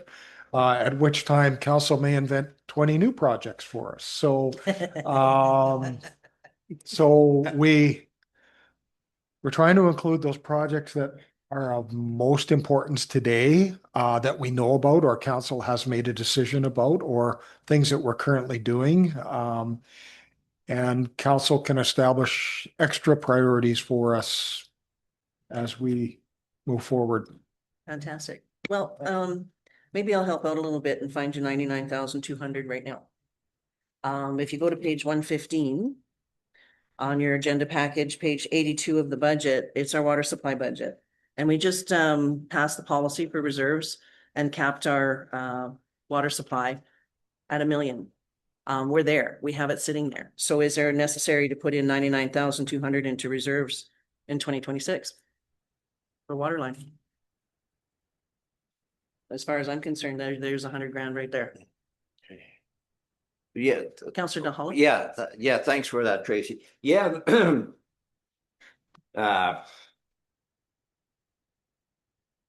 We really got to be careful on this 3-year plan. If we if we budgeted the 200 and whatever thousand, would we be able to establish our own pits in year 4 instead of extending the that's what I'm looking to long term, huh? We're gonna try and cut buying that gravel as short a period of time as we can. So, I'd like to look and see if we can do it in year 4. Through the chair, that's one option. I would suggest that any long-term gravel strategy would include a combination of both. I personally, I wouldn't see us ever going away from having a gravel supply tender. There's not that much gravel available. And the capital investment to dive into having multiple gravel pits, we wouldn't have the reserves funds for that. So I guess my point is a long-term gravel strategy, in my opinion, will likely include a combination of both. So what you're saying is we don't think that we have an adequate gravel supply in this county. We're going to be looking elsewhere. Correct. All the time. Oh, okay, thank you. So in light of that, that's why I think it's extremely important that we move ahead and source and look for that, put that 130 back in, do that project this year. And like I say, when we look at the water supply budget and we look at the reserves, the transfer to reserves of 2760 at 99,200, if we're already satisfied that we have enough reserves for the water line, let's not add those reserves this year and transfer that back over to put it towards the ground. That's where I'm comfortable with. And not to mention, whenever we add these reserves, 99,200, it just increases your water rate that we have to charge back out because it's part of our expense, right? So for me to get rid of that would actually help with our water rates as well. Actually, it wouldn't, because you're taking away, you're shifting an expense from one place to another. It still It doesn't change the top line. When we're looking at our water rates, we're still looking at the bottom line, which is your net water supply cost. And so that is included in your 99.2. It's no different than when we're looking at our water rates, when we look at depreciation of the 69,200, that's an in and out. We know we look at it as an expense here, but then we go and put it back in. So we shouldn't be considering that amount when we consider our bottom line for our water rates either. And I think we've had that conversation several times, and I know you and I disagree on that, but for me, when you're calculating it out, we always have been using the net water supply amount. And if you were to remove 69,200 from the depreciation and the 99,200 for the reserves, instead of a net water supply of a deficit of 429,000, you're looking at 260,000. So it's a big difference, and it makes a big difference when we're dealing with our water rates. So I'm all for not putting reserves in under the water supply budget and going back to the gravel. That gives you, then we just have to look for 30,800. And I think that that's pretty easily done, even if 30,000 comes out of reserves for that, that's pretty small compared to the importance of the gravel. But that's my personal opinion. I don't know how council feels. Pretty quiet bunch. Are we agreeing or not? Because this is something we would ask for. Do we do a poll? How do you feel about that?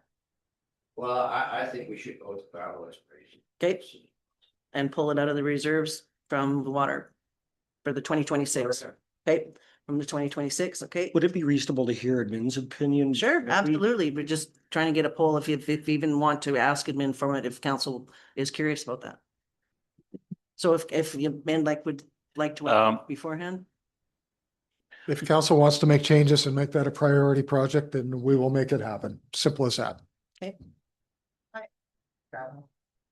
I agree. We need the gravel expert. Okay. And with the water. Okay. Reserve. On board. Okay, that's an iffy. Yeah, I agree on the gravel and everything. A lot of times I don't agree with spending money on consultants and stuff like that, but we need to do something because we have gravel out there. You just got to figure out how we're going to get it. That's the biggest thing. And that's what dealing with the government and all this is. We got a huge amount of gravel there. I'll guarantee you. But how do we get it? Just easy. Before I comment on it, what does the exploration actually include? Is it sending somebody out there asking questions, or is it actually drilling a hole and testing, or what does that entail? Like I'd be kind of a bit reluctant to spend even $130,000 just to have somebody drive around and ask questions about where they think gravel is. Through the chair, the vast majority of the work would be desktop exercises and reviewing provincial geographical information, water well information, seismic information, and building, a map to identify, I guess the source, which properties would have that. And then we would look at those properties, and of course we would prioritize our own, if any of them were, and we would start a testing program. You would start with your own and Crown, and then move into the more expensive private after that. And so then, is that part of your program, or would be hiring somebody to do that for us using up to 130? You wouldn't be doing any exploration associated with the 130 this year. No, it would all be. But the process of doing the paperwork and the surveying all of the well reports and stuff like that, will that be consuming the 130 by a new person doing it, or is it part of your team that would be doing it? No, it'll be done by a consultant. Okay, I understand. Yeah, I'm in favor of the gravel exploration. Okay. Yeah, I'm in favor of it, especially if you need that step one to get to where we need to be, then yeah, I'm for it. Thank you. Councillor Hall. I agree on the need to pursue the gravel. Subject to, admin's capacity to do it and fit that in, which I think we have to be cautious of, but I'm undecided whether this is the source of funds. I mean, on 2 minutes notice, I don't know. Okay. Deputy Ribbons. We had tons of information in this office regarding gravel. We had gravel plans for like 25 years and stuff like that. Has administration found any of these plans, or are we just going off of on a whim? We're going to start from scratch. We had a huge amount of information, and I don't know where it went. This is only like 5-6 years ago. So has there been any information found or? I mean, other than verbally asking, there's nobody here anymore. But, you know, we're not seeing any plans that are locked up, like arrangements or agreements or anything of that nature. There's some old test data that we've found, but that's about it. Well, in my time, oh, sorry, Rob. I was just gonna say, as long as we found at least some test data and some quarters that we've actually looked at and stuff like that, because to hire somebody to start from scratch is like when we had all this information, I just don't understand where it went. And I do remember a 25-year plan. Yeah. Yeah, that was years ago, so it's gotta be someplace or somebody knows. So go ahead, please, Ian. Madam Chair, it's a good point. Seriously, we're not going to pay to redo work that's been done. Since this is a priority item for council, seem to be very near and dear to your heart. If you add it to the budget, we'd probably bring back a terms of reference for what the study would be, and we'd probably tell you that we've done an exhaustive search for all the past planning that's been done. We just, because it's not a project, we haven't done a whole lot. So even, I gotta be honest, the 130,000 cost was pulled out of thin air. Is it detailed? No. It might be less. Heck, it might be more. But because it's such an expensive program, it's worth it. We would do that. We would exhaust all our files to make sure that we know what we know before we pay someone to tell us what we already knew. Gotcha. Thank you. Yeah, I think it's an important investment as well. Are we ready to go forward, folks? We've given direction to administration there. Does anybody, we've exhausted that conversation. Okay, is there anything else? I do want to mention too, just as it was asked of me and I explained on page 32 under the capital budget where we have items that have been removed. Removed is from this budget, but they are actually deferred. They're not scrapped. And that's what I explained to one of my residents when they were kind of concerned about these. I said, it's not, just to reiterate, these items are deferred, not completely scrapped. So just wanted to make sure people understood that. If I'm not mistaken, correct? Administration, yes, they're deferred, not scrapped. Yeah, Madam Chair, but to be clear, they're removed from this budget. Doesn't mean they disappeared completely. Awesome. Thank you for that. How's everybody doing with regards to the rest of the budget here? Does anybody else have any further questions, concerns? Deputy Reed Mintz. Under the capital budget, we have under equipment grader replacement program of 1.5 million. Is that going to change at all just due to the issues with the graders that we have going on right now with the contract end and all that? Through the chair, yeah, it could next year, I guess. If once clear path forward has been established, you know, we may have to adjust our capital budget for grader replacements moving forward. But at this time, you know, we have the 2 spares that we think we can get through for this year. Okay.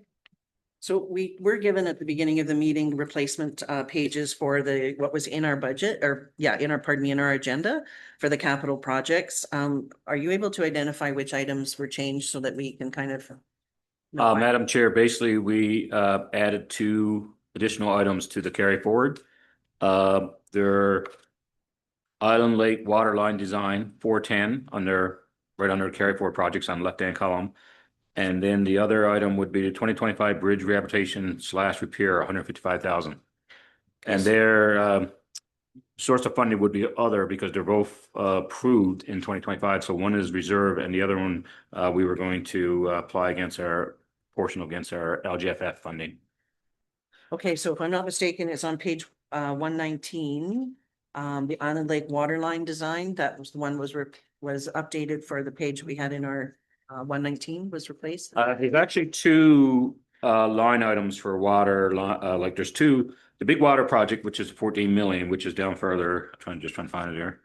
15.6 actually is the big, this water line design was a part of some design engineering, I think the studies. It was actually identified, I think in operating, but it's really capital part of the project. So that's why we're moving it over to capital, and why you see it here as a carry forward, because they never spent all the money that was budgeted in 2025. Okay, so I see that there's an additional line, and then I'm sorry, the other one was under page, would have been an addition to page 121. I'm sorry, what was the other one? The other one was 2025 bridge rehabilitation repair. In the 2025 budget, we had 600,000 for bridge rehabilitation. I don't like to call it repair because that's operating, but it's really capital. So that was we had 600,000 and then there was an additional 350, so 950 total. And currently we have 155,000 of work left to be done, probably going to be done here in January 26th. Okay. Did everybody get that? Because I'm still looking for the bridge. She's mine here. Yes. Yeah, directly under the water Island Lake water line design. No, thank you. There we go. Okay, New cool. pages, Madam Chair, and it's just to clarify, these are not new funds. We're not adding anything. That's right. It's just carry forward from 2025. Perfect. But in order to show it properly, we have to show them that we're going to finish the work in 2026. Okay, And then the auditors will be happy with us. If awesome. we don't show it that way, they will be unhappy with us. Perfect. Thank you for that clarity. Awesome. Okay. How's everybody else doing with regards to the rest of the capital budget? Or are there any further questions that anybody has, knowing that, of course, please go ahead, Councillor Stacey.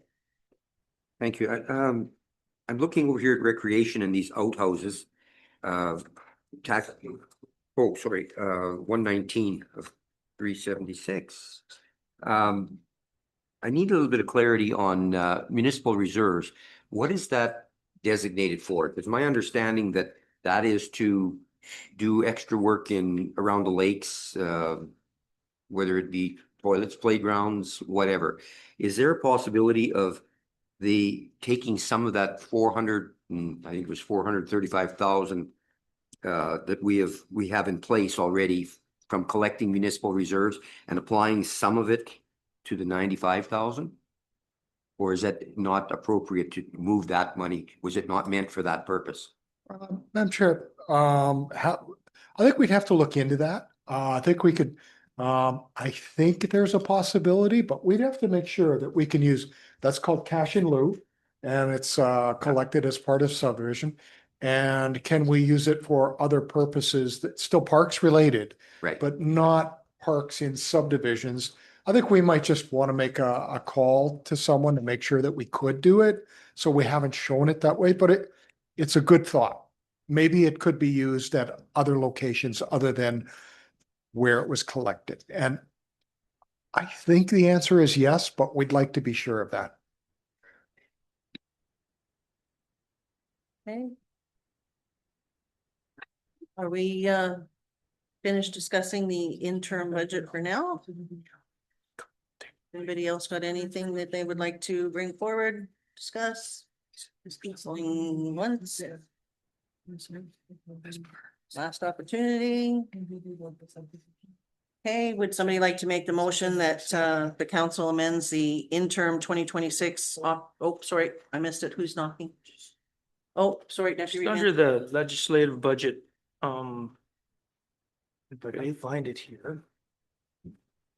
Oh, yes, the legislative budget. I forgot about that one. Thank you. It's just, did we get any actuals for 61? Which page is that? Page 61 of the agenda of the whatchamacallit, the budget, and page 94, 95 of your agenda package.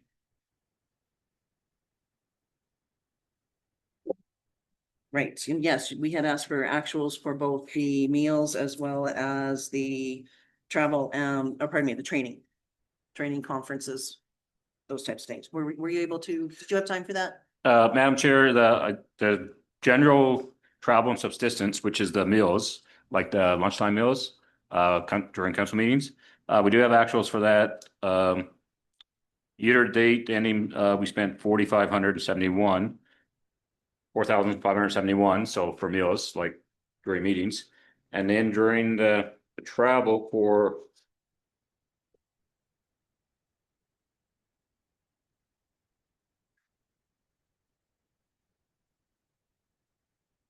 yeah. Travel general, like don't get charged to a particular counselor, like say if a counselor takes a committee member to a course or to like a conference, like a FCSS conference, for example. The year-to-date actual for that, and these year-to-dates are pretty much end of December, 3,555. So those two numbers don't get charged against counselor's budget. They're separate. Like the meals come separate. They're not charged. Most of the travel and subsistence that's under each separate counselor's budget is like the mileage, go to meetings, or if a counselor went to a specific, like say RMA conference, for example, and claimed mileage when they got back. So these two numbers are separate from those actuals.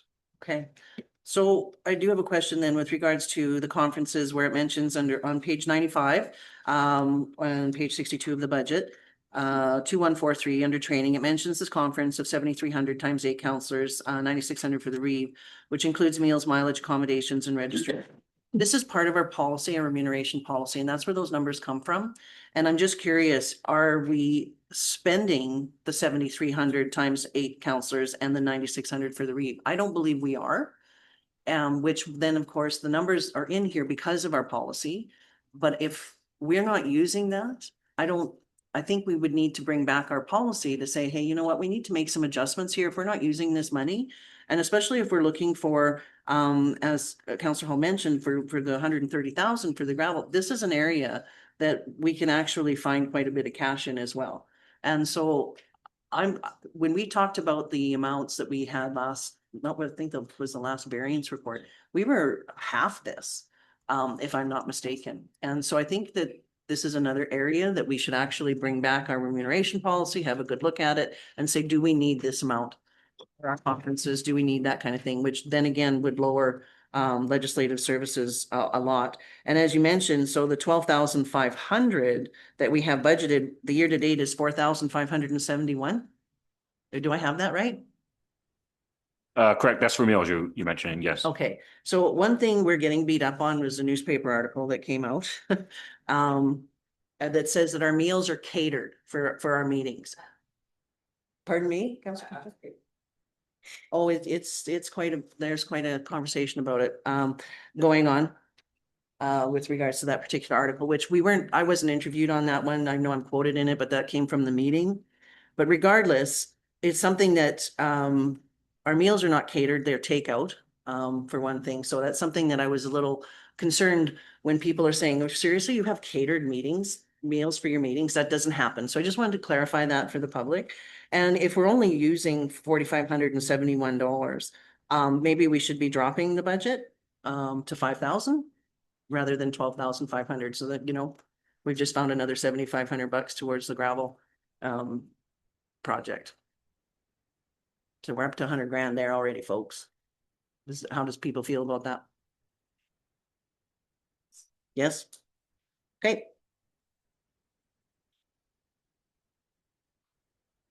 Councillor Stasia. Did you get that?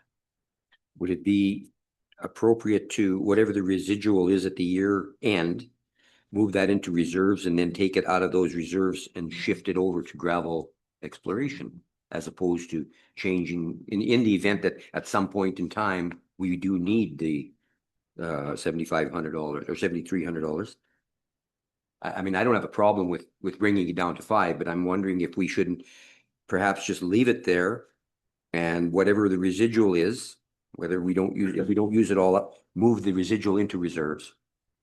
So, because we're looking for reserves anyway at some places. Mm-hmm. Is it appropriate to pull some of those reserves and shift it over to some other reserves, say the gravel reserve or something like that? Or does it have to stay within that bracket or that category? Well, I guess if you're asking me, as we talked about earlier for the policy itself, we can make those allocations when we have a surplus at the end of the year, we can make those allocations. Okay, But what my concern is the budget also determines our tax rates, oh, okay, yeah. right? And yeah. so if we know we're not using that particular fund for that amount, Yeah, I get a little bit concerned of saying, why are we padding it? yeah, no, I Right? understand.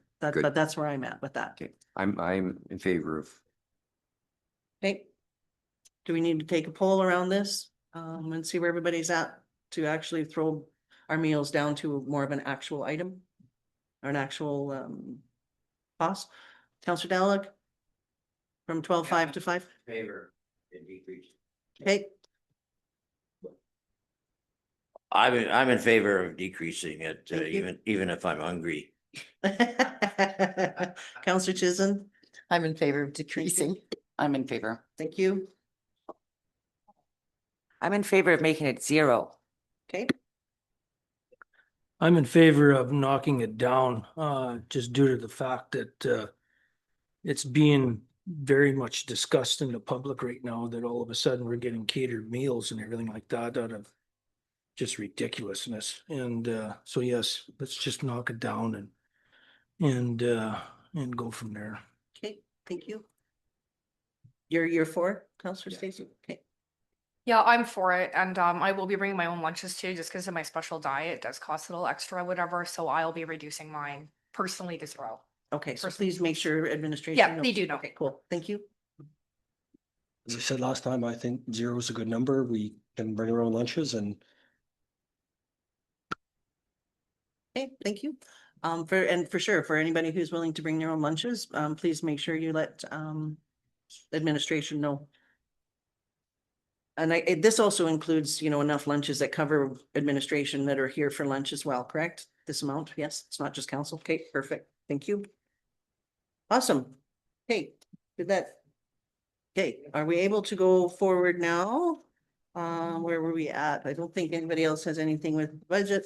So if we have a motion from, all right. The director made a comment about travel, and I couldn't find where, like what, can you just clarify which GL number you were talking about there? When you said travel, it's at 3,555? It's under 210, 110, 00, 2143, so it would probably be under the 2143. Sorry, and that would be- 95, page 95 of 376. Yep. Under training. Yep. And so it's in that first, it's in the first. I believe the way the budget was built originally, the 73 and the 96, it's probably originally built in the one line item, but when you actually split it out between counselors, this money, like the portion for that's general and stuff, got split out separately. So you see like it's 0, 0 instead of say 11, 12, 13, 14. So it's kind of split out. I don't have a variance in front of me, but I think when you see the variance, it's all under the 11, 12, 11 to 19 is not split. The budget actually not split out that way. Right. But in the going forward, we can actually split out the budget. You'll see exactly like the 73 to 9,000 and this amount that you see in this detail here. The mileage then under 2211, both for county council meetings and committee meetings, is that still a reasonable number? Given there seems to be a pattern of we've built in lots of cushion in those. Is that something we should also be reducing in our budget? Like, do we need $38,000 a year worth of travel? The travel, like I do have travel and subsistence. I mean, that varies per counselor because as you're aware, some counselors farther away. Some counselors might go to 1 or 2 conferences, some might go to none. So that number kind of varies, but I mean, I guess we'd have to give a true and accurate answer. We'd probably have to look at a couple years actuals, do a real comparison. Like, I mean, this year, for example, could be a one-off from 2024 or previous years. So I'm hesitant to say that it's true, but I mean, I could say that the numbers are based on the travel back and forth, say to meetings or to a conference, but to say reduce the budget because this year is lower. I mean, next year might be like a snowfall, for example. Last year we hardly had like not a lot of snowfall. This year we got snow every other day. So it's kind of Well, and exactly, you know, FCM is happening this year. It's in Edmonton, so I would imagine a lot of counselors will be attending since it's so close. So there will be a few other things that are coming up for sure. Just for clarity, that would go up to 2143, not 2211. Right, but there would still be, is it, oh, right, you're right, mileage is under the training, the 2143. Yeah, you're right. Yeah, it would be really interesting to see if we can't do some shaving here on these. And again, we would have to bring back the remuneration policy to deal with the 7,300 for conference and the 9,600. Those two, I don't believe we're anywhere close to spending that. And if I'm not mistaken, it was nearly half when we talked about it last time. Madam Chair, we can look at we can look at probably the last 2 or 3 years and see where we ended up, and that will kind of give us a better picture before we do like make a cut or whatever, and that way get more informed like where budget maybe should be. Awesome. That would be fantastic. And then we would know what to do with our policy as well. So that's a good exercise, I think. If you have time for that, that would be great. And yeah, make our legislative budget look a little more towards the actual rather than a high estimate. All right. Are we ready, folks? We have to make a motion here. Who would like to own the motion? Councillor Stasiak would like to move that council amend the interim 2026 operating and capital budgets and 2026-2030 operating and capital plans with the additional changes as presented and discussed. If that works for everyone, if we're ready for the vote, all those in favor? Do we have any opposed? One opposed, 8 and 1. All righty. So we can now go to, it's 25-2, so let's hammer through some of these bylaws before we break for lunch. If we can look at, and oh, just before we go on, thanks again, administration. I know you guys have been working extremely hard at this, and we really appreciate the work that you're doing to help the help with the budget and help us make some decisions that we need to make. So thank you. We are on page 134, I believe. I just have to find it because I mixed up my pages. Bear with me. There we go.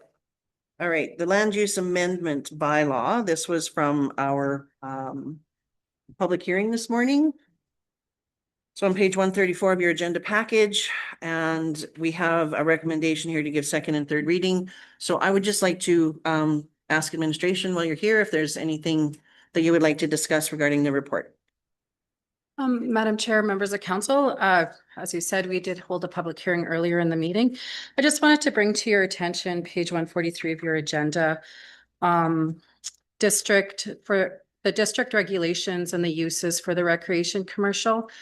So again, you know, the land use bylaw amendment and the rezoning is kind of the first process into allowing the landowner or the applicant to then apply for a development permit. So all those uses listed under the permitted column, if there is no variance to the regulations, for example, setbacks, those can be approved by the development officers and there's no notification to adjacent landowners. Those listed under discretionary use, those are items that would be advertised in the paper if a permit would be applied for. So I just wanted to bring that to your attention. That's all I have. Okay, thank you. That was on page 141, correct? Yep. 143. 143. Sorry, I'm looking at the other ones. Okay. Here we go. The discretionary use, the deleted bylaw. Okay. Thank you very much. All right, does council want to have any further discussion before we go into second reading? Go ahead, please, Councillor Hall. I'd be willing to move second reading. Okay. If everybody's ready for that, Councillor Hall would like to give second reading of bylaw 032-2025 land use bylaw amendment for lot 4, block 1, plan 03260006 from country residential CR1 district to recreation commercial C4 district. If there's no further discussion and we're ready for second reading, all those in favor? Are there any opposed? None. Thank you. Second reading has passed. If we're ready to go into third reading, Anybody would like, Deputy Reeve Mins would like to give third and final reading of bylaw 032-2025 land use bylaw amendment for lot 4, block 1, plan 0326-006 from country residential CR1 district to recreation commercial C4 district.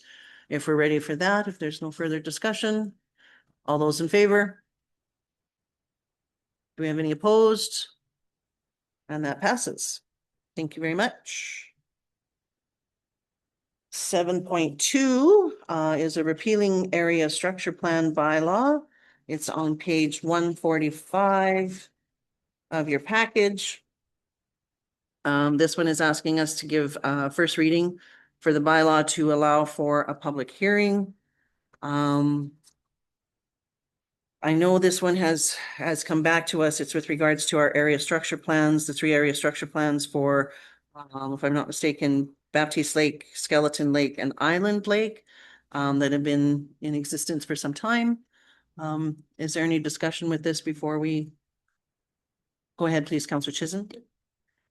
Yeah, after reading this and realizing that we actually had a plan, it's the Skeleton Lake one that I have issues with. So I don't want to see this repealed, as this plan should have been used. Or I don't know why it hasn't been used. I believe it's probably been forgotten, but when you look at it, it has some really good information and stuff that shouldn't have been done for the health of the lake. And Skeleton Lake is a smaller lake. And at this point in time, there was a lot of people that have concerns over this lake. So to repeal this would be something that I would not be in favor of. Okay, thank you. Go ahead, please, Councillor Hall. So procedurally, we put first reading on the table so that we can open the discussion around it. And then ideally you'd hear from the public and kill it at first or second reading, or amend it, or split the vote, and if there's a piece we don't like. But I would urge everyone to vote in favor of first reading, because that's actually what puts it on the floor for discussion and allows us to hear from the residents who are around the lake and those impacted by these plans. So I think we should hear from all those people through a public hearing, and that's really all this does, is it lays it on the floor so that we can then have the public hearing and hear from Thank you. residents. I hear what you're saying, but there's also options here that council has, and one of them is to allow administration to gather more information on this. And that's kind of where I'm leaning. I'm not sure I necessarily want to go into a public hearing right off the bat without understanding completely what we're looking at. I know it mentions in the report about IGPs were created for these 3 areas. However, IDPs don't take place, don't replace area structure plans. I'm also concerned as well. I mean, we had the public hearing not too long ago with regards to Skeleton Lake, and it was a very lively hearing. And we know that there is great concern there. So I'm also concerned about why the area structure plans were not followed. I get it, they're older, but they definitely identified a lot of the concerns that were already brought forward. And, like I mentioned, the IDPs, they don't replace the area structure plans. And I know area structure plans aren't statutory, but we do have them. And I don't know if that is a part and parcel now. They were kind of the municipal development plan when it was updated, if it kind of overtook the area structure plans, but they should have, for me, been amalgamated within, and we're supposed to be reviewing those area structure plans. So, and I also wonder if it doesn't give us an opportunity to talk to our neighbors as well about the area structure plans that they understand were in place, as far as Uwatha and Bondus, and I know they also have concerns with regards to the area. So I'm not sure, like, if we can get some more information from administration on this with regards to what happened with the area structure plans, how do they, how are they impacted with the municipal development plan? What is it going to take to possibly review them, update them? I'm really curious. I have a lot of questions surrounding them. So I'm wondering if we can't bring that back for a conversation. I don't know how everybody else feels. I would like to see us table it and get some more information on it before we go into a first reading. And I do think some time for, like, it was a heated discussion, back in October, I believe. Okay. So that's the motion you'd like to put forward, is that one of the options that council may wish to table bylaw 001/2026, which allows administration to gather information that council deems necessary to make a decision. I do. Okay. So tabling motions. Specifically, what information? Can, like, just, what are we, I want to know when and we can't if, send them on. Sorry? Sorry? Like, we need to be specific. We say, please go gather more information. It'd be nice to. well, the information is, has anything been done with this action? Have we even, and I know council probably hasn't even been here for 5 years, but I know when talking to Miawatha, like, they're not even really knowing about this plan as well. So if this plan was developed for the county and Miawatha, why haven't we done our due diligence to use this and to protect that lake? And like, I don't know what else, I guess, for information, but I just don't want us to see us go into a repeal. So maybe I need time to look at this and figure out what we need to do as well. So Well, I know. do want it tabled.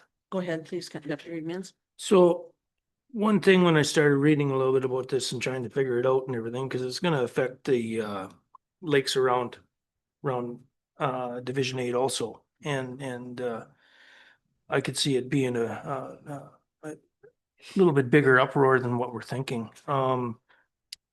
Is what do we use now? If we didn't use this area structure plan, what do we use? That's the information I'm looking for. Like being the area structure plan was there, and if it wasn't used, what did we use? Do we have something that takes place of the, if we rescind these bylaws, do we have something that takes place of the area structure plan as newer, or what do we use now? Well, we use the MGA, we use the municipal development plan, land use bylaw, and the intermunicipal development plans as well. Okay, so that could be some of the information that maybe council needs to see is okay, this area structure plan had this, but now we use this instead. Like, so I guess it's to justify the reasoning of removing the area structure plan, because that's going to be the first thing that people are going to ask is, okay, so now you've removed this, what are you going to use? And we have to be able to answer that. So Yeah, I hear what you're saying. In my personal opinion, I'm disappointed that the area structure plans were kind of just shelved.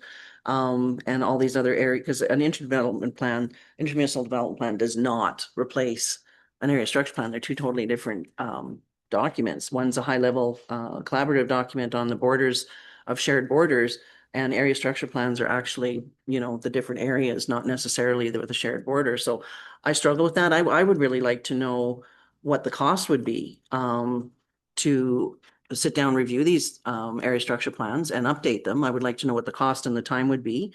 Would that happen through a consultant? Would that happen through administration? Would that happen through council? I don't know what that project would entail. Do we have time this year to do that? But I'm not crazy about just saying, okay, well, we had an area structure plan. They look like they've been well done. And then all of a sudden we're using other documents rather than those. So I struggle with that. And I think we owe it to our residents to say, hey, you know what, we really need to understand these. And we really need to know what it's going to take to either, if we're going to keep them, then what it's going to take to review it, what it's going to cost, et cetera, et cetera. So I would like to get a report back from administration on what that looks like. I'm glad this came to the table because unfortunately it would seem like the structure plan hasn't been used and creating that overdevelopment of that particular lake. So again, this information I think that we need to get to make sure if it goes to a first reading and a public hearing, that we have all the information that we need before we proceed. I agree. Councillor Stacey. I agree as well, but perhaps the reason that we haven't been using it, if we haven't, is, in my opinion, is because we can't read the damn thing. Like I don't know about any of you guys, but I can't see it. It was very tough to read, yes. You read it? I read it. You can bring it up online and expand it. No, I can't actually. I Oh, you tried. read It just gets fuzzy on the screen. Was it? Okay. So, Yeah. I, This. well, okay, I was gonna get a seeing eye dog and maybe he could help. Yes. Yeah, if we can, is that a possibility that we can somehow get those pages expanded so I can read it? How did it end up We being could, so small? we could try to help you out after the meeting, Madam Chair. Okay, thank you. I don't All know right, what so I I got. think we have a tabling motion. Wait a minute. I think. Okay, thank you, but I think we have information on what we wanted to bring back from administration. Administration knows what we're looking for. Councillor DeHollick? Yeah, and I think that's what causes so much confusion with the lake people and stuff, and even myself, you know, you got this, you got another document. We gotta make every document, you know, compatible. Okay, so let's do that. Okay, thank you. So it's a tabling motion, right? And I believe Councillor Chisholm would like to table bylaw 001/2026 to allow administration to gather information that council deems necessary to make a decision. So is everybody understanding the motion? We're ready for that. All those in favor? And opposed? So we have 7 and 2. Thank you. All righty. Item 7.3 is a plan cancellation bylaw 002/2026, page 219 of your agenda package.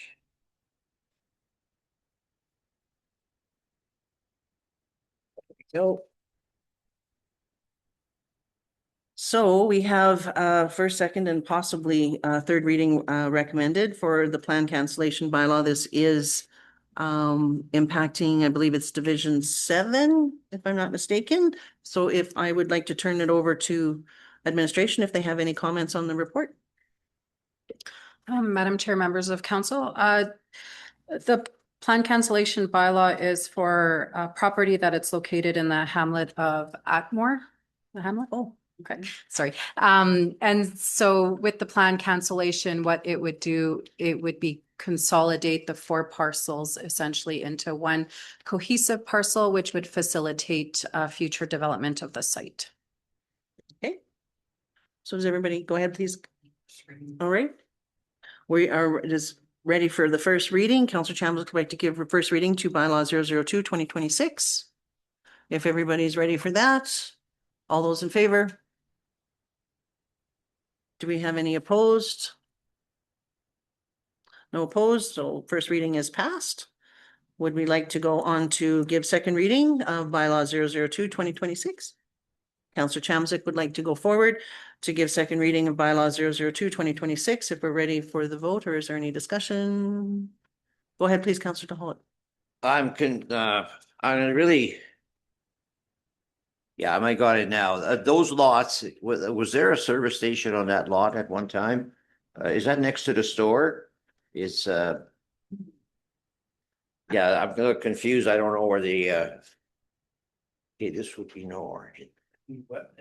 It'd be, I think it'd be west of the store.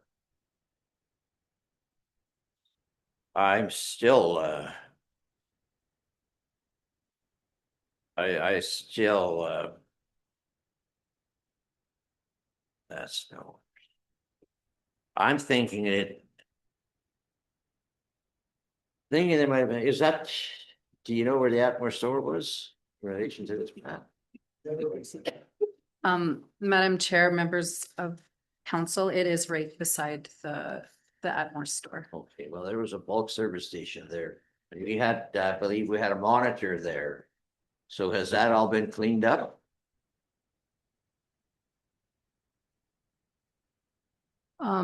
Madam Chair, members of council, there's nothing on title that shows any outstanding.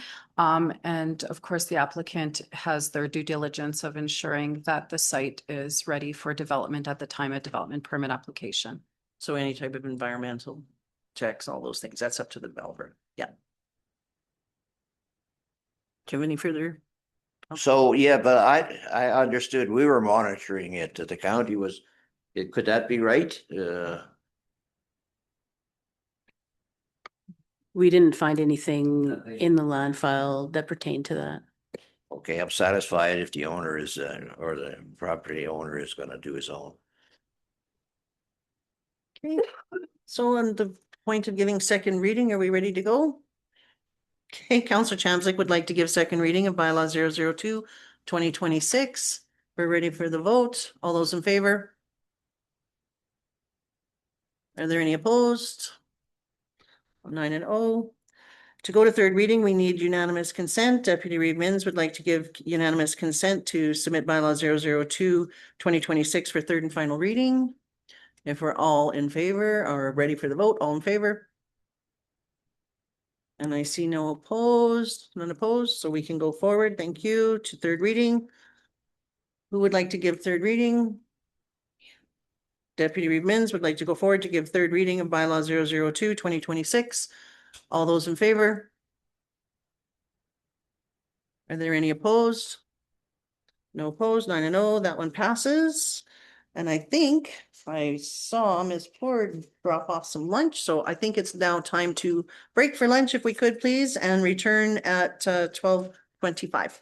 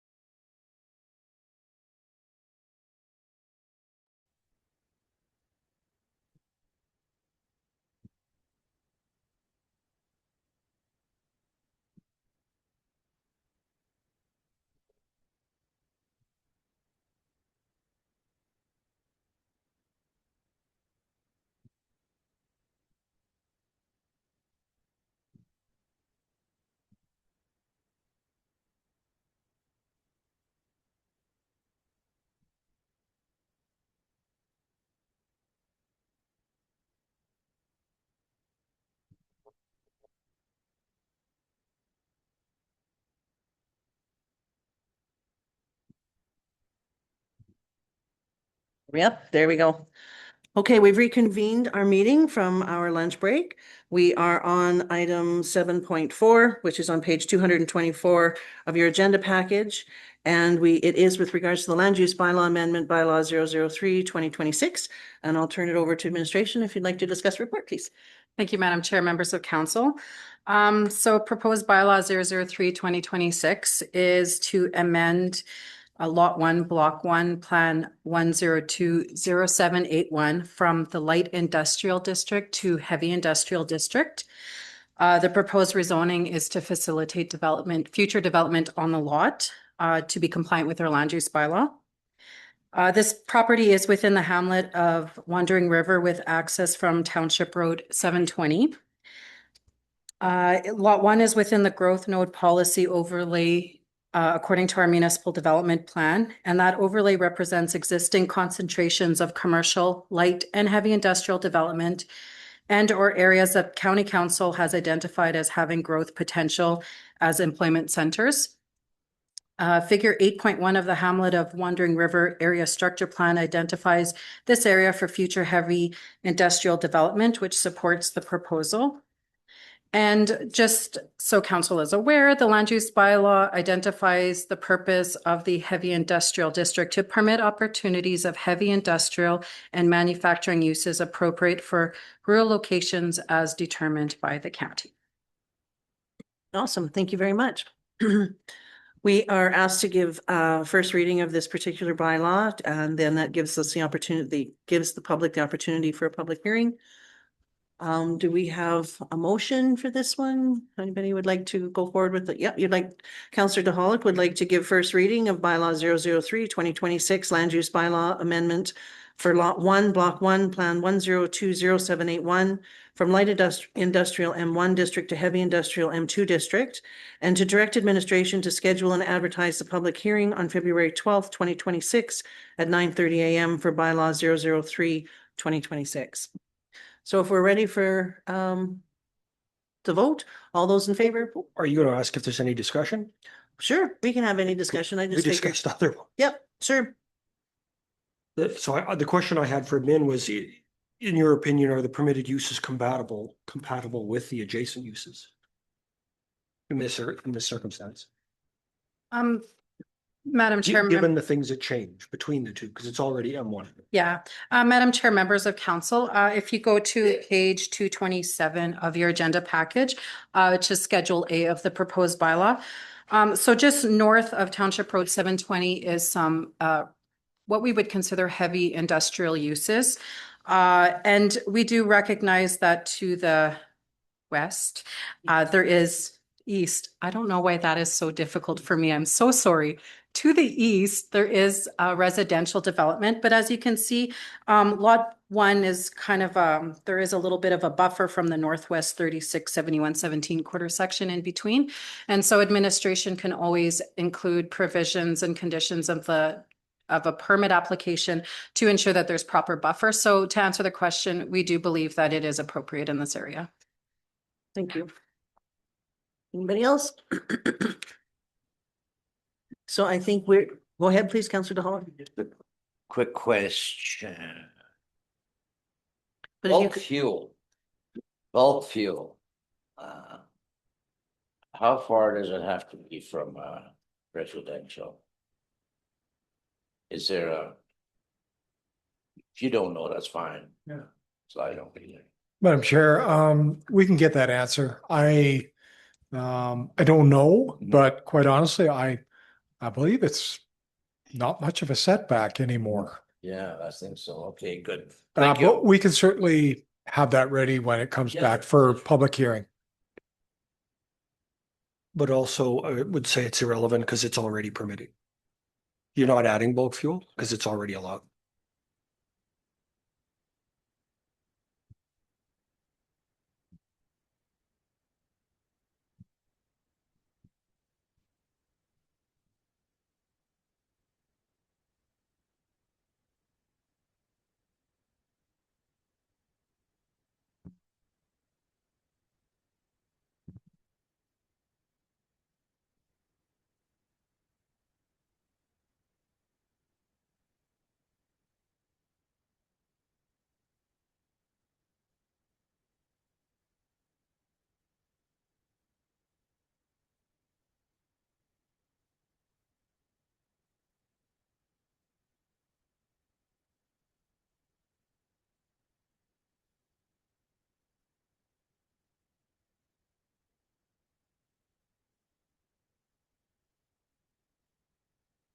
I would be happy to give first reading.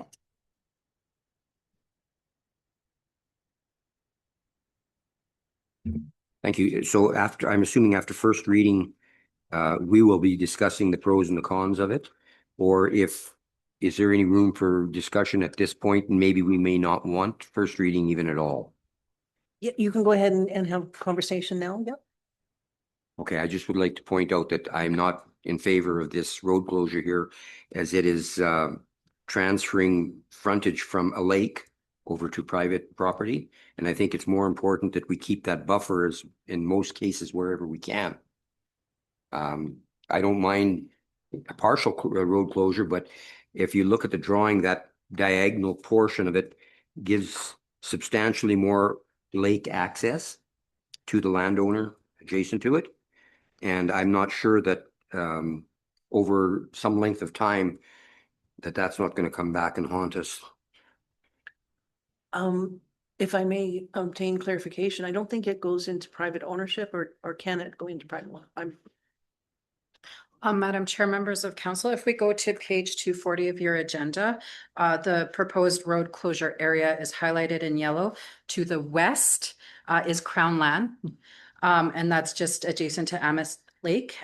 So the purpose of the road closure, once the road closure, if approved, proceeds, it would be consolidated with lot 1, block 1. So there would still be that portion of Crown Land that buffers between Amos Lake and the property. Go ahead, please, Councilor Steve. Actually, that would be on the east portion of the road closure, is what you're talking about, Crown Land. But my point is, starting at the diagonal along the edge of the lake is that's that lot owner's access in a sense, because as it stands now, he doesn't have direct access other than on foot. And this would all, if it did go and revert back to that particular lot, it would create direct access to the lake for him. Go ahead. Councilor Hall?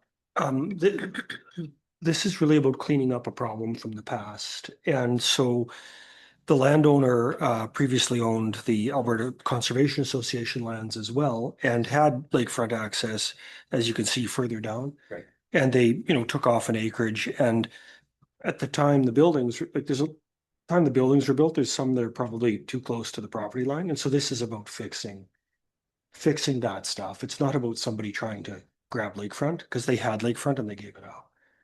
It's about solving that problem. And the simplest way to solve the problem is to close a tiny portion of the road allowance, which, let's face it, terminates in the water. So it's never going to be developed anyway. It seems very reasonable to solve the problem this way. And as much as in general, I would also object to closing roads, this is a reasonable choice in this circumstance. Thank you.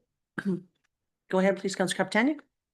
Yeah, I would just elaborate a bit on Councilor Hall, just because this has come before us for a while, and I'm just really happy to see us finally at this point. This property was donated, I believe, to the Alberta Conservation Association, and in doing so, I think that just shows that they were not looking to, change a classification, build a lodge or make any kind of business there. And I do believe that they're the remaining landowner is a senior citizen who's likely going to, can't decide what their choices will be, but we could see that all becoming part of the Conservation Association as well, potentially in the future. Fair enough, but keeping in mind though that if he's a senior at this point, it might be somebody else owning it later. He's But- passed away. Okay, well, no, I understand the point. I'm okay with that. I just wanted clarification more than anything.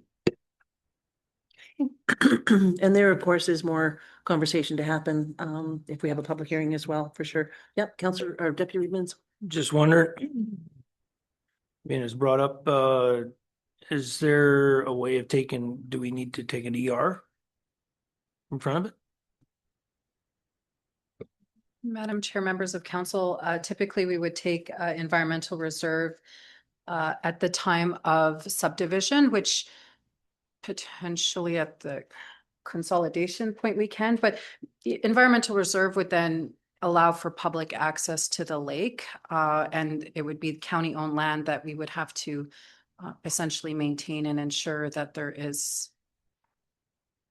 well, it would become county and land. What we could do is do an easement on it to ensure and proper setbacks to make sure that no development is adjacent to the lake that could have effects, negative effects on the lake at the time of development. Okay. Does that satisfy everybody?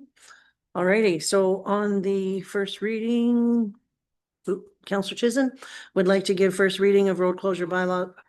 Sorry. Oh, I'm sorry. I totally, yep.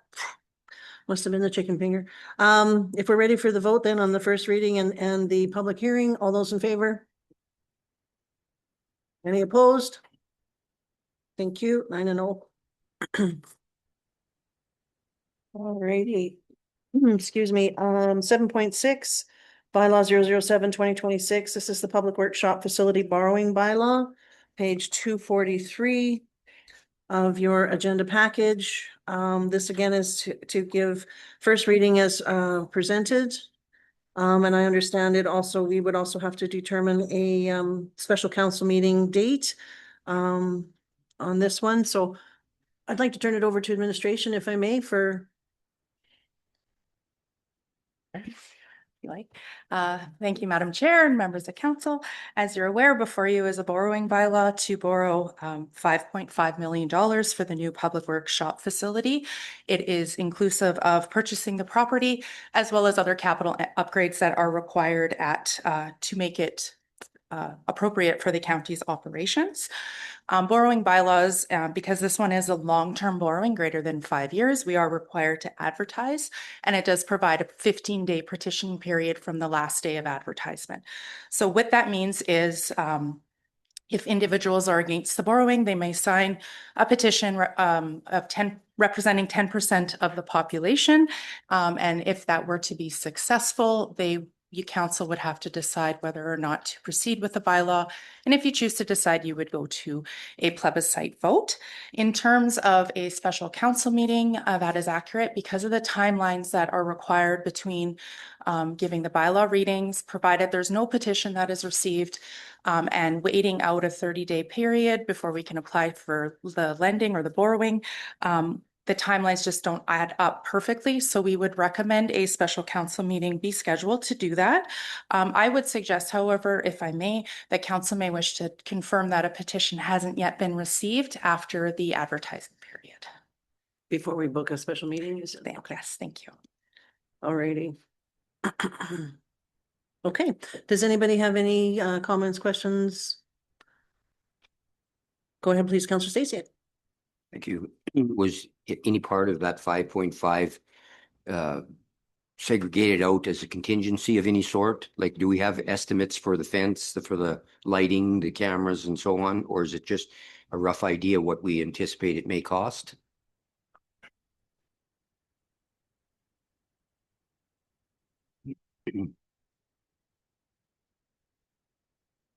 Through the chair. So some of the items we have contacted suppliers and got rough estimates for the fencing, lighting, etc.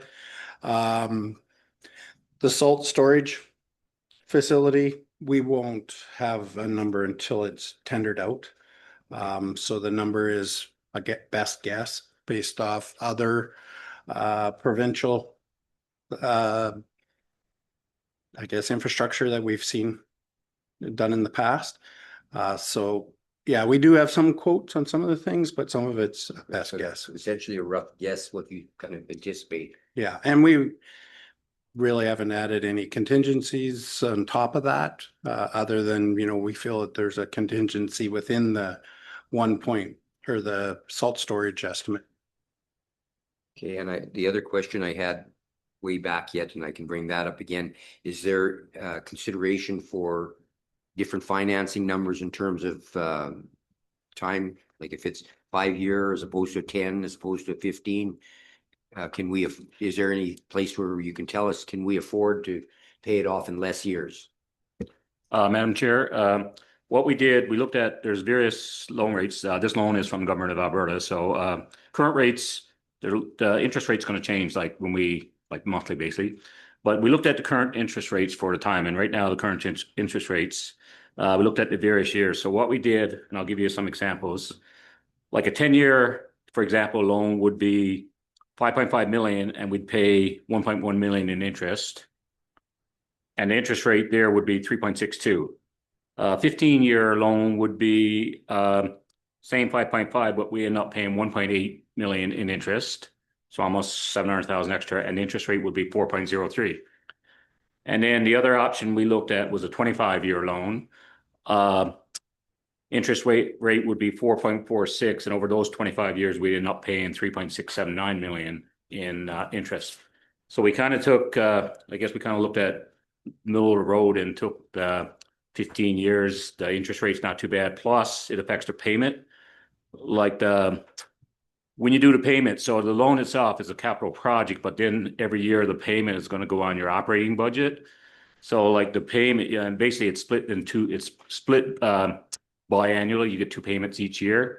So like we looked at the payment and looked at the loan interest rate and the interest to determine, and that's where we got 15. So like a payment, say for 10 years would be like 660,000 a year versus 15 years, the current payment with the current interest rate.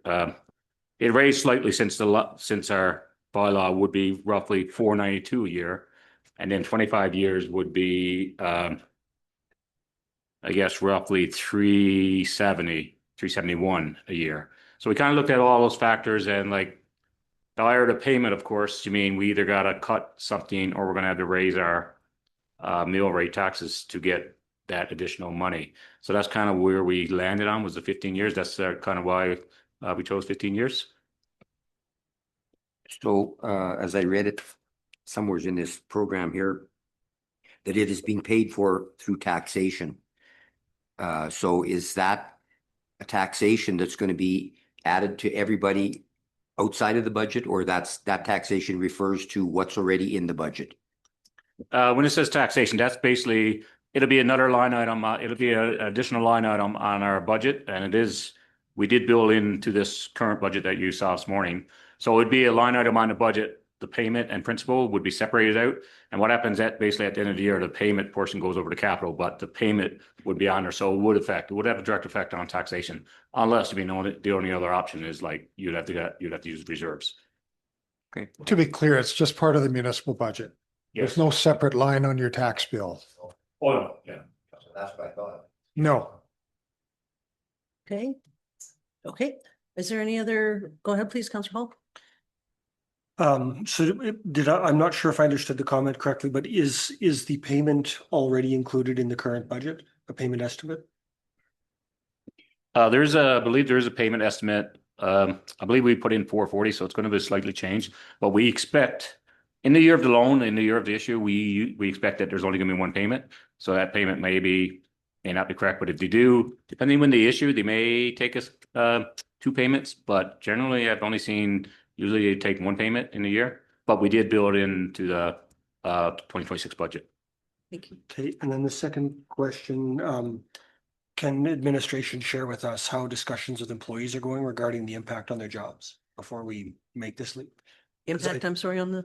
Impact on their jobs, because we're going to be telling, there'll be a number of people that will be relocated to the new facility, and that certainly will impact the organization. And this question had come up before, is something we were concerned about, are you able to give us just how's it being received? Madam Chair, we do intend to engage staff very soon. We just talked about it yesterday. Planning it to talk about scenarios, a meeting with staff to talk about the concerns. We believe we'll be able to mitigate those concerns against when they weigh them against current working conditions. Unfortunately, our shop is it's barely hanging on. It's like a waterfall in there some days right now because of the snow, and it's pretty dreadful. So there's a plan to meet with staff and try to figure something out. It's certainly disruptive if you were hired and your work location is one place and then the county changes your work location. Yeah, there's some consideration there.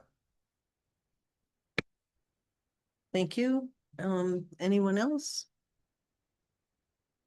Go ahead, please, Yes, Director Moore. Madam Chair, just some of the feedback we've gotten has all been pretty positive so far. Oh, that's awesome. Just so the council knows that it is a topic of discussion. We do plan to engage, but the feedback from staff has been pretty positive so far. That's fantastic. Thank you.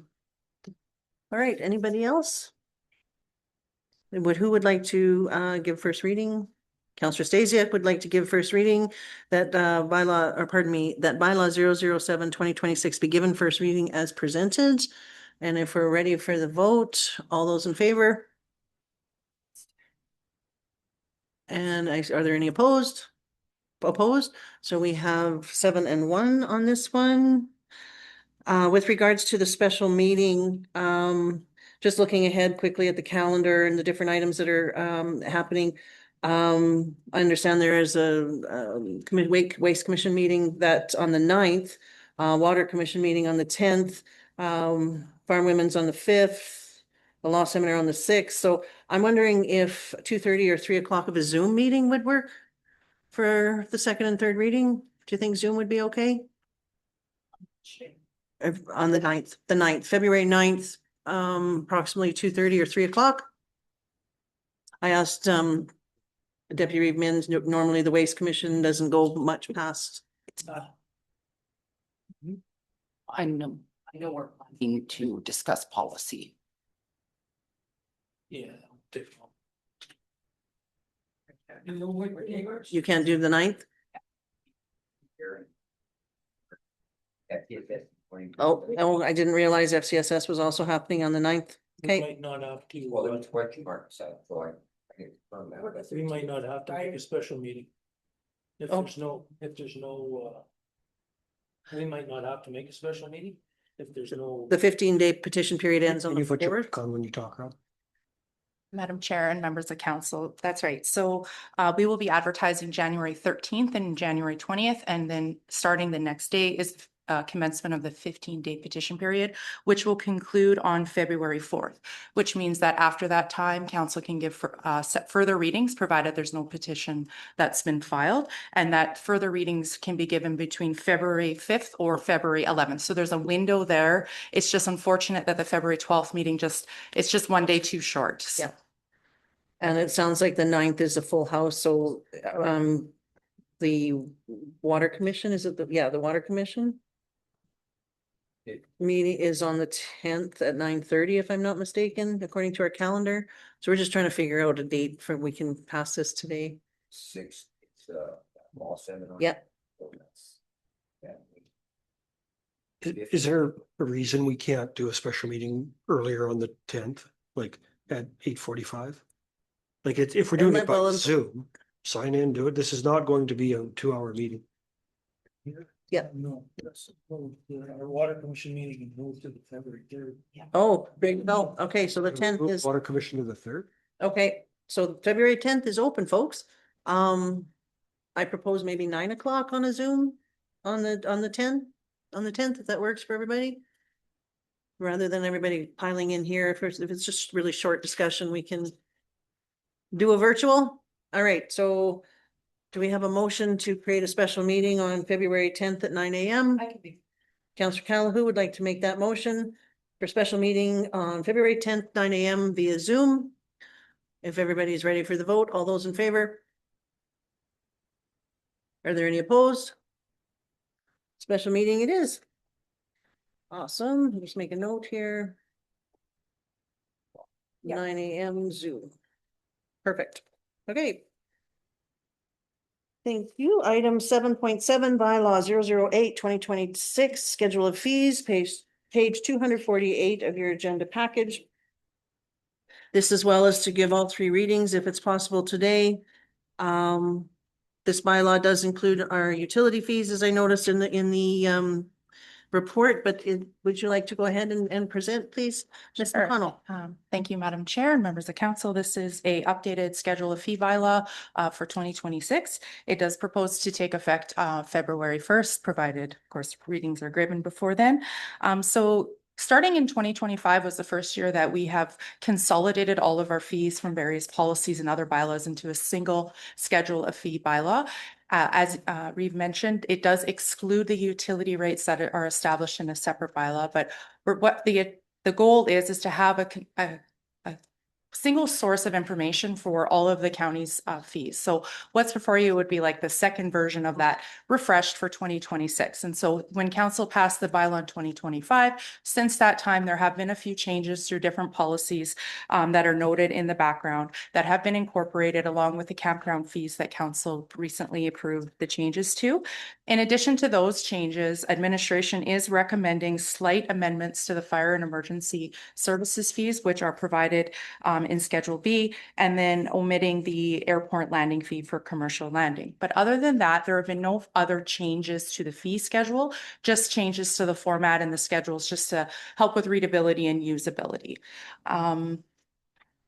Yeah, and there are further reports that I could talk about after about some of those other cascading changes as a result of bringing these all together. But I am happy to answer any further questions that council may have. Okay, thank you. Does anybody have any comments, questions? Counselor Stasiak and then Counselor DeHoller. Thank you. I'm looking at that page and at the bottom of the page, it shifts over to 249. And there's a category that talks about removing the temporary backsloping compensation provided to landowners. I was under the assumption through ABS that is was just a common thing to reimburse the farmers that were doing their own thing. How does that relate to the fee?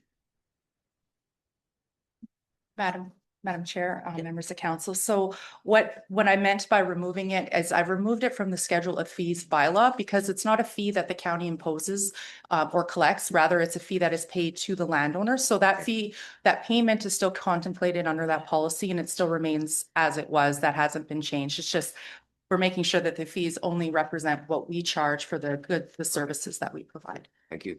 Okay, Counselor DeHoller and then Deputy Reeve Mins. Yeah, I'm just wondering how many commercial flights there are that were canceling the landing fees for.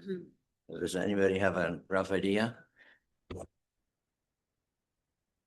We'd have to get you that number. I don't think it's a lot. Okay, if it's not a lot, I'm fine. Counselor, or pardon me, Deputy Reeve Mins and then Counselor Hall, pardon me. So we're not charging anymore to land and take off at the airport? Proposed? Yeah. If I may, the schedule has no fees associated with landing for any of the types of aircraft that we using the airport. The only fees I believe for the airport would be the fuel fees and a surcharge that the county would, but I'll find the page and just confirm that. Yeah, because the biggest thing, so we won't have to pay somebody to listen to the tapes and go to sleep. That was, Counselor Hall. that was part of the discussion a few weeks ago was, is the cost of collecting the fee worth more than the fee? And I don't care. And I wouldn't be interested in wasting admin's time to go for that number. They've obviously done the work and determined that what we collect in fees the cost of getting it outweighs the cost of getting it in. I'm sorry, Brian. I thought it was just the commercial fees, and I believe that's what Melanie. But that's fine. I'm okay. Go ahead, please, Ms. McConnell. Madam Chair, it's on page 258 of your agenda. So the landing fees would propose to be no fees. There are lease lot rental fees that are outlined in the schedule. And then, as I mentioned, some fuel surcharges. Awesome. Thank you very much. Fantastic. Or is there anyone else? Okay, so if we are ready for first reading, who would like to? Counselor Chamzik? Would you like to give first reading to bylaw 008/2026? That's where I was looking. Sorry, if that works, if we're all ready for the vote, any discussion? All those in favor? Are there any opposed? No opposed, thank you. Who would like second reading? Counselor DeHoller would like to move that bylaw 008/2026 be given a second reading. Is there any discussion? All those in favor? Are there any opposed? 9-0. Before we move to third reading, would someone like to give motion for unanimous consent? Deputy Reeve Mins would like to say that bylaw 008/2026 be submitted for third reading with unanimous consent of all those present. If we're ready for the vote, all those in favor? Are there any opposed? 9-0. Who would like to give third reading? Sure. Deputy Reeve Mins would like to give third reading to bylaw 008/2026. If we're all ready for that vote, no discussion. All those in favor? And any opposed? 9-0. Thank you. Item 7.8 is bylaw 009/2026, the fee amending bylaw. Page 275 of your agenda package. And again, this is to go for 3 readings. It says some repealing, but yeah, bylaw 009/2026 and various policy amendments, schedule of fees. If Ms. McConnell would like to present the report, that'd be great, please, and thank you. Sure. Thank you, Madam Chair and members of council. So this is what I would consider to be a bit of a housekeeping report, bylaw and policy changes. As I mentioned, bringing together all of the fees in a single bylaw, there was an opportunity to enact other changes, whether that be in the associated bylaws or policies, so that they will always then refer back to that master schedule of fees bylaw. So that's what this report, the bylaw and policy changes, are attempting to achieve. So I did provide for you as an attachment, rather than all of the different bylaws that are being amended, just a summary of what those specific items are that are being changed. So I hope that was helpful. And other than that, I don't have anything else to add unless there are any questions that I could answer. Awesome. Thank you very much. And this, it was very helpful. I appreciate that. Does anyone have any questions? You're moving first reading. Councillor Chamzik would like to give first reading to bylaw 009/2026.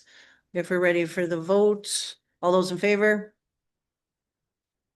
Are there any opposed? 9-0.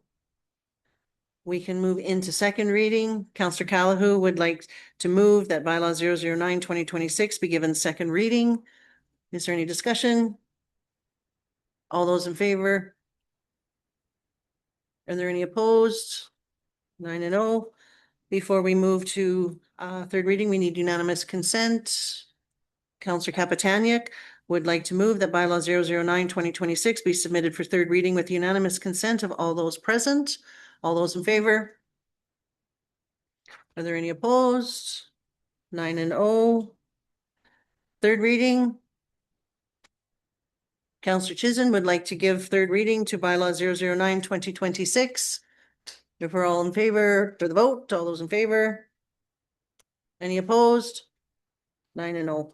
Thank you very much. Item 7.9, our final bylaw for today, is on page 293 of your agenda package, bylaw 010/2026. This is planning. Hi. I'm sorry, Madam Chair. There are 2 other motions, one dealing with the repealing of the policies, and then the other is to approve the policy amendments. I apologize. Thank you. I was all excited just to keep going. And thank you for catching that. I apologize. All right, folks. So yes, on page 275, many apologies, to repeal the following policies: policy 2131, 7202, 7401, 7630, 3434, and 3439. Who would like to make the motion? For Deputy Reeve Mins would like to make that motion to repeal those bylaws we just read. If anyone, or bylaws, policies, the policy numbers I just mentioned. Are we ready for the vote, or is there any discussion? If we're ready for the vote, all those in favor? Are there any opposed? 9-0. And then the other item is to approve the following policy amendments on page 275. They're listed here for policy 3825, policy 3831, policy 3245, policy 3437, and policy 3525. The following amendments that were made. Does anybody have any discussion with regards to those amendments? Please go ahead, Councillor Stacey. What page was the fees bylaw on? Because I'm looking at the first one with policy 3825. had a little bit of concern about that because it talks about the first beaver problem removal is at no charge, and then subsequent ones are $50 beyond. And I have a little issue with that. I think that it's not the farmer's obligation to blow beaver dams in with the outside of his jurisdiction. It's actually my belief that it's municipalities' issue to do plugging control or ditch debris removal, whether it's a beaver dam or trees or grass or whatever, correct? In section 5. What page was the, I did read it before, it's just, I know, but where's the page that has the fee schedules? Because that's where it's itemized somewheres. So on page 282, it mentions what the section currently reads and then mentions the resulting amendment. So it currently reads that each subsequent request of that same calendar year will be charged a $50 fee for service or at the discretion of the CAO or designate. Payment must be made at the county office to Agricultural Services or ASB Problem Wildlife Specialist by the landowner requesting the flood control services before any work will be done. And then the amendment follows that. Each of subsequent request of that same calendar year will be charged a fee for service as per the schedule of fees bylaw or at the discretion of the CAO or designate. And I believe the schedule of fees bylaw. Sorry, what is it? Counselor, 259. Yeah. Thank you. So if we go to 259. Things changing except where the numbers recorded. Down at the bottom, the agricultural programs, the beaver flood control, second and subsequent requests are $50 each. Right, okay, and so is that appropriate? Because my concern there, and I'm involved in a lot of times with this, because we live in an area that the creek runs through our property, and the staff that goes out there are times where they just go and pull a few sticks out, and I don't know if they make it to the end of the road, the beavers have it plugged again. And I can deal with it, but I don't think I'm actually allowed to go and mess around in the creek with a backhoe and just dig it out and get it over with. And so I'm a bit concerned that for some of these farmers, I could understand if it was on their own private property and they wanted beaver control there, that's a different game. But when it comes to the channel itself, farmers really should not have any jurisdiction in that channel. I think it's the responsibility of either a government, whether it be municipal or provincial. And I do know that other municipalities do charge for every stick of dynamite that they use. And my opinion only, hopefully others too, it's not appropriate. I don't think. My thoughts. Go ahead, please, to Councillor Callahan. Just to clarify, so you think there should be no charge? Correct. Okay. Can I bring us back to the question at hand though, which is not the policy in that sense? The question in front of us is, do we amend the policy to make reference to the schedule of fees bylaw, which we've already approved? If you don't think the policy makes sense, then that's something to take to strategic planning and say, hey, I think this policy doesn't make sense. We should, make blowing up beaver dams free, or we should charge admission. We can all watch, like whatever that is. But that's a different, but this question in front of us is, do we amend the policy to be worded in a way that it reflects back to the schedule of fees? That's all that's in front of us today. So we're off track if we start, like, whether we agree with who pays for it, that's not today's topic. Go ahead, please, Councillor Chamzik. And we also have an ASB meeting on the 14th. My concern was that this year, right? My concern was that if we are approving something here, it might negate what our policy is over there. What? The fees, but this year's is an addition, isn't it? No, it's an amendment. It's all the same. No changes. All it is doing is taking the word $50 from the policy and saying, refer to the schedule of fees. Okay, yeah, different area. Yeah. Okay, thank you. So it's making all the stuff we're doing line up because you. Yeah, I got it. Okay, we're all good? Okay. Does anybody else have any further comments or concerns with regards to the amendments? Okay, who would like to make the motion to approve the amendments? Councillor Callahan would like to go forward to approve the following. Well, I'm not going to read them all, but let's start this again. To approve the policy amendments as discussed. as presented. If we're ready for the vote, all those in favor? Are there any opposed? 9-0. Sorry, as a procedural matter, I think we'd be better in the future to have motions like that worded as presented in the agenda versus as discussed. Because then you've referenced back to what the thing is, but as discussed is, who knows? You have to listen to. Understood. Thank you. Alrighty. Okay, so we are moving.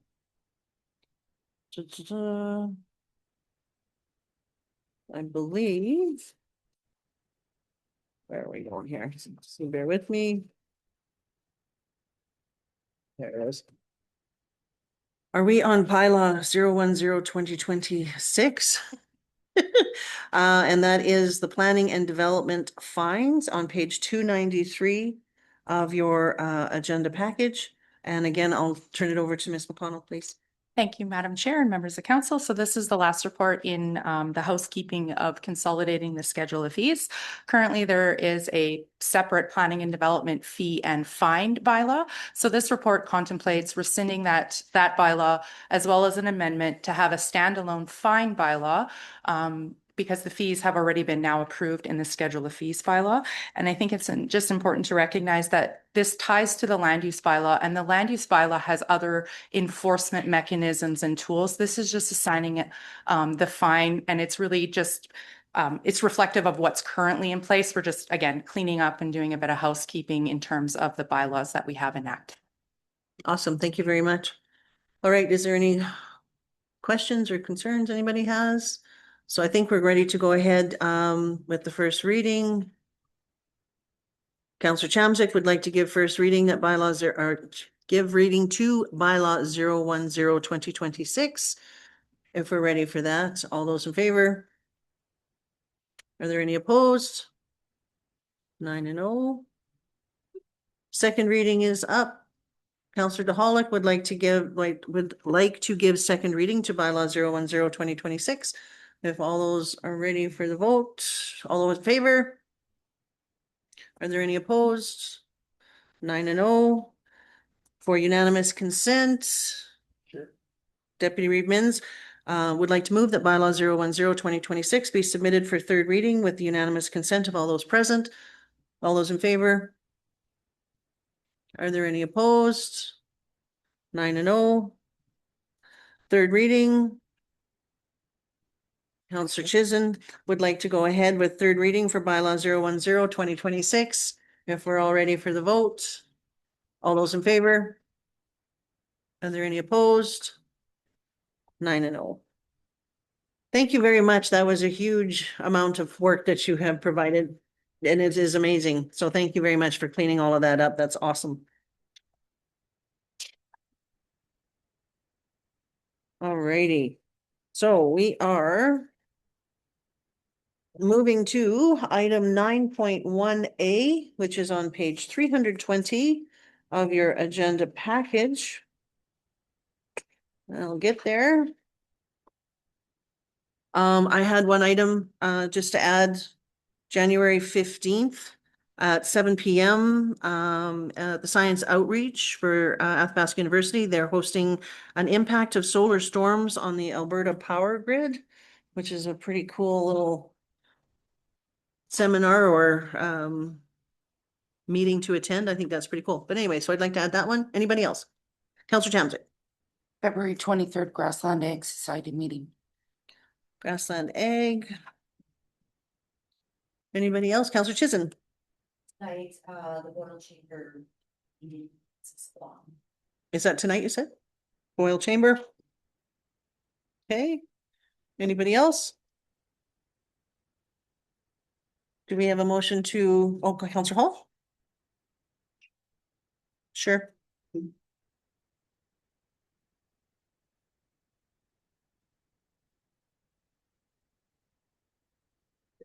Sorry, I thought there was time to send this in before the next council meeting, but there isn't. January 24th, there's a fundraiser jamboree for former Chairman Stan Delorme over at the Buffalo Lake Métis settlement, and I'll send a poster to the administration.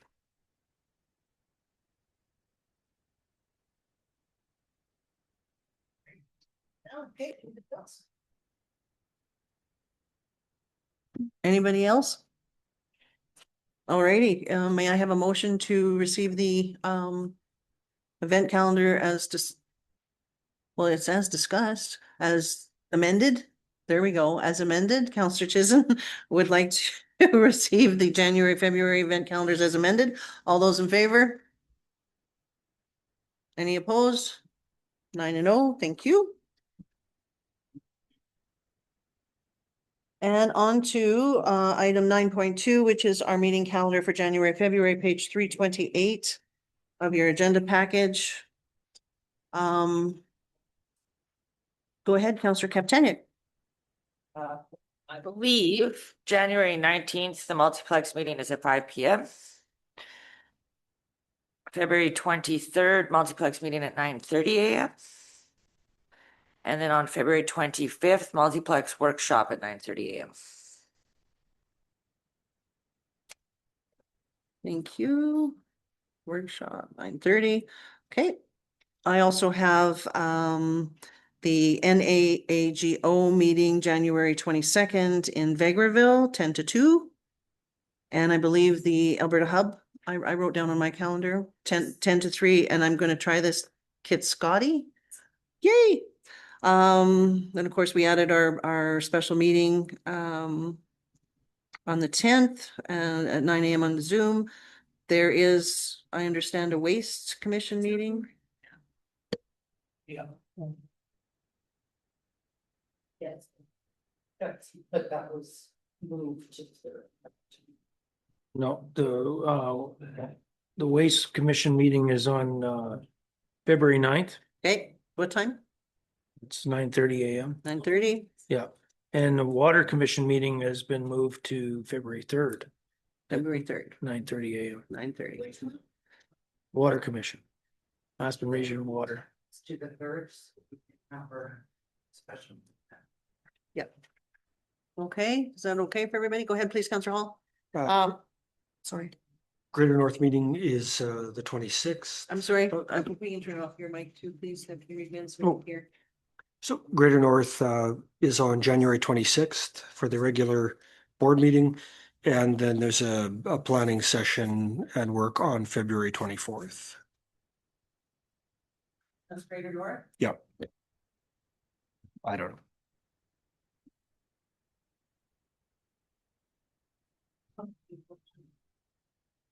January 9th, we have at 9:30 tomorrow, the Rural Women's Conference meeting. Rural Women's Conference meeting tomorrow at 9:30.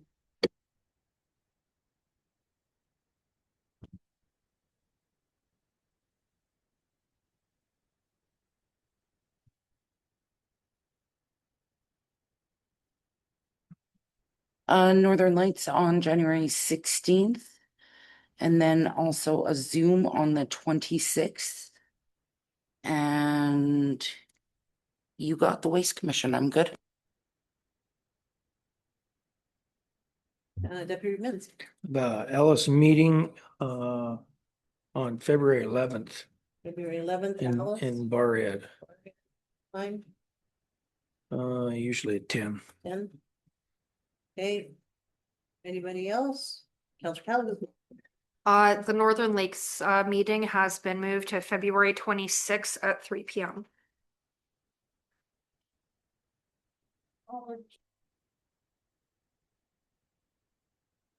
3 p.m. 3 p.m. Awesome. Councillor Stasiak. So, yeah, we have the Blue Heron and FCSS on the 9th of February. Okay, is it 9:30 for FCSS and 1:30 for Blue Heron? 10 Oh, 10 for FCSS? 10 for FCSS and 1:30 for Blue Heron. Okay, thank you. We're busy people. Anybody else? Councillor Hall? I'd move we receive the calendars as amended. There we go. Is everybody ready to receive the calendars as amended? All those in favor? Are there any opposed? 9-0. Thank you. All righty, we have an addition here from administration. It was handed out to us just before lunch. This is 10.1, the IMC chair appointments. I think we did this last year. We missed it as well. According to the policy, we were supposed to have decided on the chair and the co-chair, or pardon me, the co-chair and the alternate, is it? Yes, the alternate co-chair, as per policy at the council table before we had our first IMC meeting, and we forgot to do that. So this is what this is all about. If I'm not mistaken, CAO, the recommendation here is to appoint Deputy Reeve Minns as co-chair and Reeve Tracy Holland as alternate co-chair of the Athabasca County and Town of Athabasca Intermunicipal Committee, which we had done at the meeting, and to appoint a counselor as co-chair and counselor as alternate co-chair of the Athabasca County and Village of Boyle Intermunicipal Committee, because they're going to do it right. Okay, would you like to be, okay, well, should we split these and just, yeah, we'll just split them. So we'll deal with the first one and then we'll do the appointing. So if we could have a motion, Councillor Chamzik would like to move that we appoint Deputy Reeve Rob Minns as co-chair and what? Yeah. And Reeve Tracy Holland as alternate co-chair of the Athabasca County and Town of Athabasca Intermunicipal Committee. Is there any discussion? All those in favor? Are there any opposed? 8-0. And now we get to nominate councillors for the co-chair and the alternate co-chair of Athabasca County and the Village of Boyle Intermunicipal Committee. Who would like to be? No, go ahead. You'll be it. Kelly will be chair and I'll be co-chair. Okay, so you would like to be co-chair and co-chair alternate? Yes. Yes, okay. Does that work for everybody? All right, if we're ready for the vote, all those in favor? Are there, oh, sorry, it would be Councillor Capitan, I always get that. Councillor Chamzik will be co-chair. Councillor Chizen, sorry. Chamzik's gonna be chair. Co-chair. The chair. It's a co-chair. It's the whole chair and. Co-chair alternate, yeah. Like that first. Yeah. And then the village offers a co-chair and yeah, alternate co-chair. Okay, so we're all good? I think we voted on it and it was 8-0. Second. Yes. We're moving. Thank you.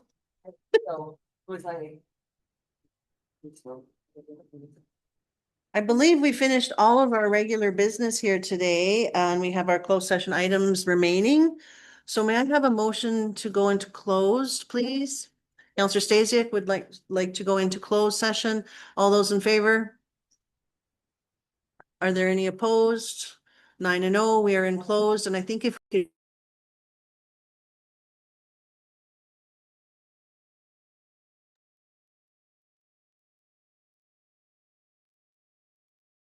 we are back. We have come out of closed session.